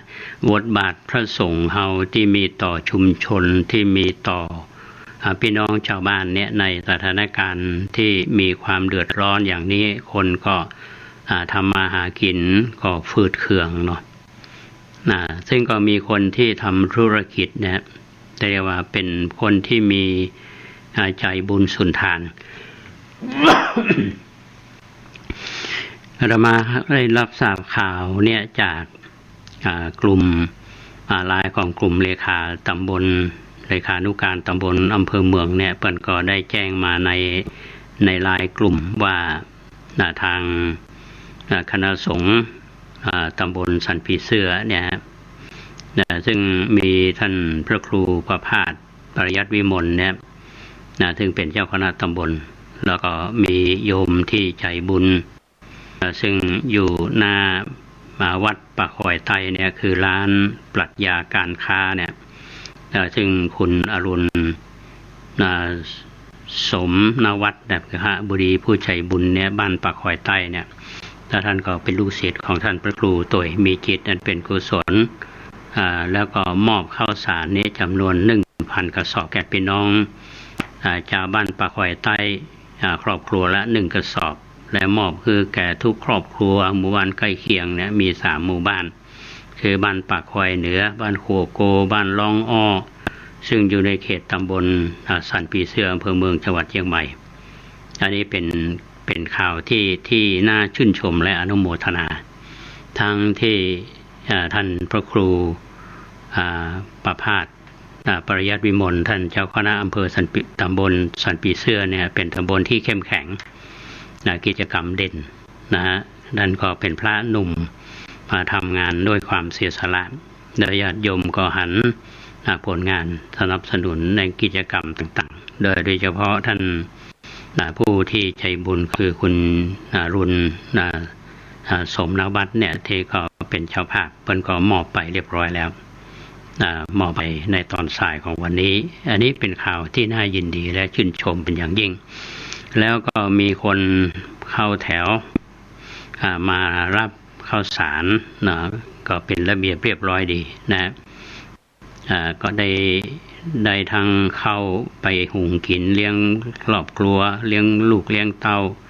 และได้น้ำใจงามๆจากผู้ที่ใจบุญอันนี้เป็นเรื่องที่รายการร่มโพก็ต้องแสดงความชื่นชมอนุโมทนากับกิจกรรมของคณะสงฆ์ตำบลสันปีเสื้อก็เป็นงานของคณะสงฆ์อำเภอเมืองเช่นเดียวกันต้องขอบคุณแทนญาติโยมที่ได้รับข้าวสารเป็นน้ำใจจากทุกท่านญาติโยมท่านสาธุชนทุกท่านในช่วงนี้นะวัดวาอารามต่างๆเนี่ยนักท่องเที่ยวก็คงบ่มีภัยมานะครับก็จะมีแก่หมู่เฮาเนี่ยที่ประสบปัญหาในวัดต่างๆนี่เพิ่นก็ยังทำโรงทานอยู่นะท่านผู้ฟังวัดโลกโมลีก็ดีวัดลำเปิงก็ดีวัดพระสิงห์แล้วก็เมื่อตะวันนี้วัดปันปิ่งนะที่เฮาหันความเคลื่อนไหวของคณะสงฆ์เฮาเนี่ยในระดับของส่วนกลางก็เช่นเดียวกันนะครับวัดอารามต่างๆเนี่ยเพิ่นก็ทำในฐานะที่คณะสงฆ์ไทยเฮาเนี่ยได้รับพระบัญชานะฮะบัญชาก็แล้วกันนะจากสมเด็จพระสังฆราชเขาก็ปฏิบัติตามอันนี้เป็นสิ่งที่เกิดขึ้นในสังคมเฮาในแวดวงของชาวพุทธเฮาท่านผู้ฟังในยามนี้เราจะเห็นได้ว่าคนที่มีจิตใจเอื้อเฟื้อซึ่งกันและกันเนี่ยเพราะว่าเฮานับถือพระพุทธศาสนาตัวเจ้าเฮาก็ไม่ใช่ว่าสอนเปิ้นฮือตานอย่างเดียวตัวเจ้าก็ตานตัวเจ้านี่คือทั้งที่เป็นวัตถุทานทั้งที่เป็นธรรมทานอย่างอาตมาภาพทำรายการนี้ก็เช่นเดียวกันคือธรรมะแก่ญาติโยมก็อุปถัมภ์บำรุงอาตมาอย่างที่อาตมาเคยอู้ในรายการตลอดเนี่ยนะข้าวทุกเม็ดน้ำทุกหยดมาจากประชาชนพระก็ต้องตระหนักในเรื่องนี้ที่เราทำงานทุกวันนี้ได้เนี่ยเพราะว่าเราตระหนักเรื่องนี้วันนี้โยมที่บุญที่วัดประแดงก็เช่นเดียวกันอาตมาอยู่วัดประแดงมาเนี่ย22 ปีท่านผู้ฟังมีบุคคลท่านหนึ่งซึ่งท่านได้จากหมู่เฮาไปแล้วครบ50 วันก็คือคุณแม่วัชรีสกุลวัฒนะคุณแม่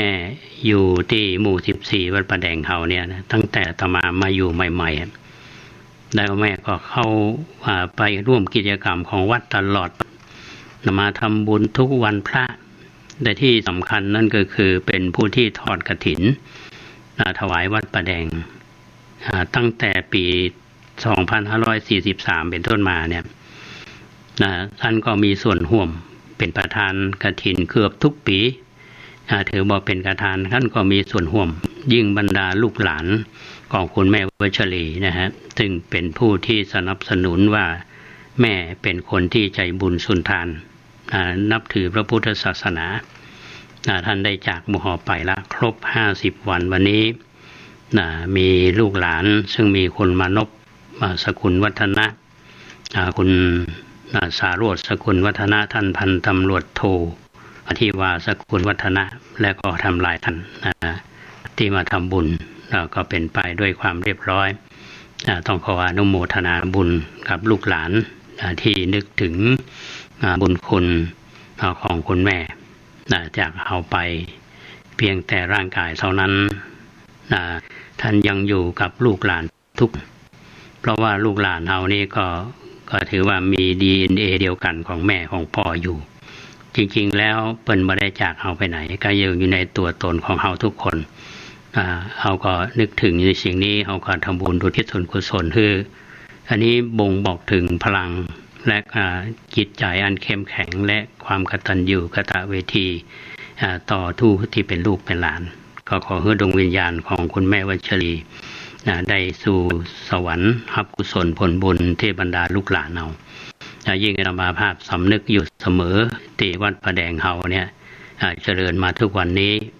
เริ่มต้นมาจากสกุลวัฒนะที่คุณแม่วัชรียิ่งกองทุนตีโลกราชกองทุนเพื่อการเผยแผ่ธรรมและส่งเสริมการศึกษาก็เช่นเดียวกันจำได้ว่าปี 2543 เนี่ยคุณมานพคุณมาลีสกุลวัฒนะเนี่ยเปิ้นได้บริจาคเงินเป็นทุนตั้งต้นคือกองทุนพระเจ้าติโลกราช 1,000 บาทท่านผู้ฟังตั้งแต่พศนั้นถึงวันนี้สกุลวัฒนะก็ยังอุปถัมภ์บำรุงวัดประแดงเฮาเยอะด้วยดีเสมอมาถึงแม้ว่าคุณแม่ท่านจะจากหมู่เฮาไปแต่ลูกหลานทุกท่านมีความจิตใจที่มั่นคงยึดมั่นในหลักของพระพุทธศาสนาอันนี้ก็ต้องขออนุโมทนากับลูกหลานมาในโอกาสนี้และในโอกาสเดียวกันนี้คุณโยมธนวรรณเมืองวัฒนะคุณโยมธนวรรณนี่ก็มีส่วนสนับสนุนในกิจการของวัดประแดงเฮามาแต่ในช่วงก่อนนั้นท่านอยู่ที่กรุงเทพก็เป็นสายบุญคือกับผู้ที่มีใจบุญใจกุศลมาทำบุญร่วมกับวัดประแดงเฮาด้วยดีเสมอมาแล้วก็ตอนนี้ท่านก็มาอยู่เชียงใหม่ละวันนี้ก็มาทำบุญถวายภัตตาหารแก่พระสงฆ์สามเณรวัดประแดงเฮาหรือบางครั้งท่านก็เป็นห่วงนำก็เรียกว่าผักก็ดีผลไม้ก็ดีอย่างต่างๆที่จะประกอบอาหารเนี่ยมาถวายไว้คือวัดและพระเนรก็จะได้ทำอาหารฉันกันช่วงนี้บ่ได้บิณฑบาตอันนี้ต้องขออนุโมทนาบุญกับทุกท่านที่มาทำบุญวันนี้ถือว่าเป็นบุญเป็นกุศลของหมู่เฮาท่านทั้งหลายที่ได้ร่วมกันกระทำบำเพ็ญในส่วนของวัดประแดงกิจกรรมที่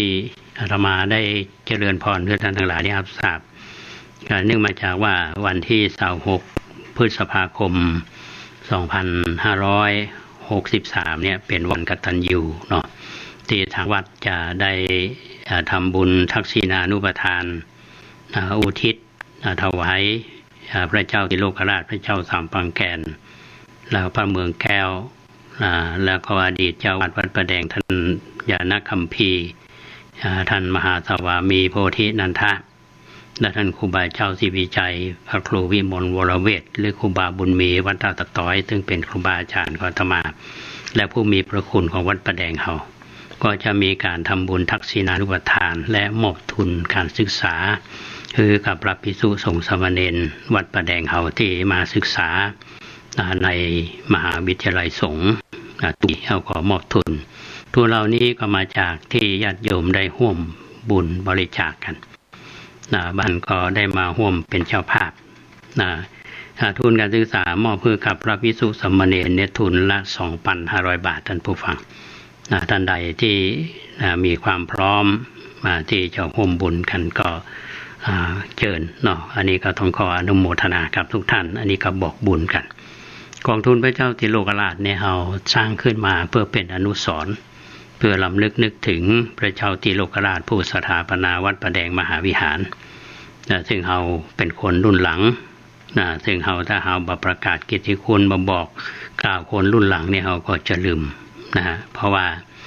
สิ่งที่เกิดบนเมินเนี่ยถ้ามานำมาเล่ามาสื่อสารกัน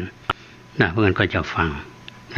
เป็นการแสดงความกตัญญูต่อท่านทั้งหลายเหล่านั้นถ้าท่านผู้ฟังท่านใดที่จะร่วมบุญกันก็โทรมาได้เนอะ0818815690 ส่วนบูรณะบันไดนาคก็ดีจะสร้างกำแพงวัดก็ดีนะครับก็ยังดำเนินการอยู่จะสะดุดรอในช่วงนี้นะครับก็รอสถานการณ์และญาติโยมท่านใดที่จะทำบุญก็ยังเปิดโอกาสเนาะอันนี้ก็ต้องขออนุโมทนากับหลายท่านที่ได้ทำบุญมาสอบถามมาตลอดนะครับอันนี้ก็ขอเจริญพรเพื่อท่านทั้งหลายนะครับทราบกันในการร่วมโพของเฮากับปากกับท่านผู้ฟังทุกวันเสาร์และวันอาทิตย์ วันนี้ขอบคุณท่านพระครูสมุวิสุวัฒน์วรกิจโจท่านผู้อำนวยการสถานีวิทยุ 104.50 เมกะเฮิรตซ์อนุโมทนากับคุณเกษตรเพชรสำเร็จปกก้าวหน้านิวทำหน้าที่เป็นช่างเทคนิคอนุโมทนาบุญกับท่านผู้ฟังทุกท่านรับฟังรายการฝากกันใหม่ในวันต่อไปขอความสุขสวัสดีจงบังเกิดมีกับท่านผู้ฟังทุกท่านขอเจริญพร สิ่งใดแม้มาล่อลวง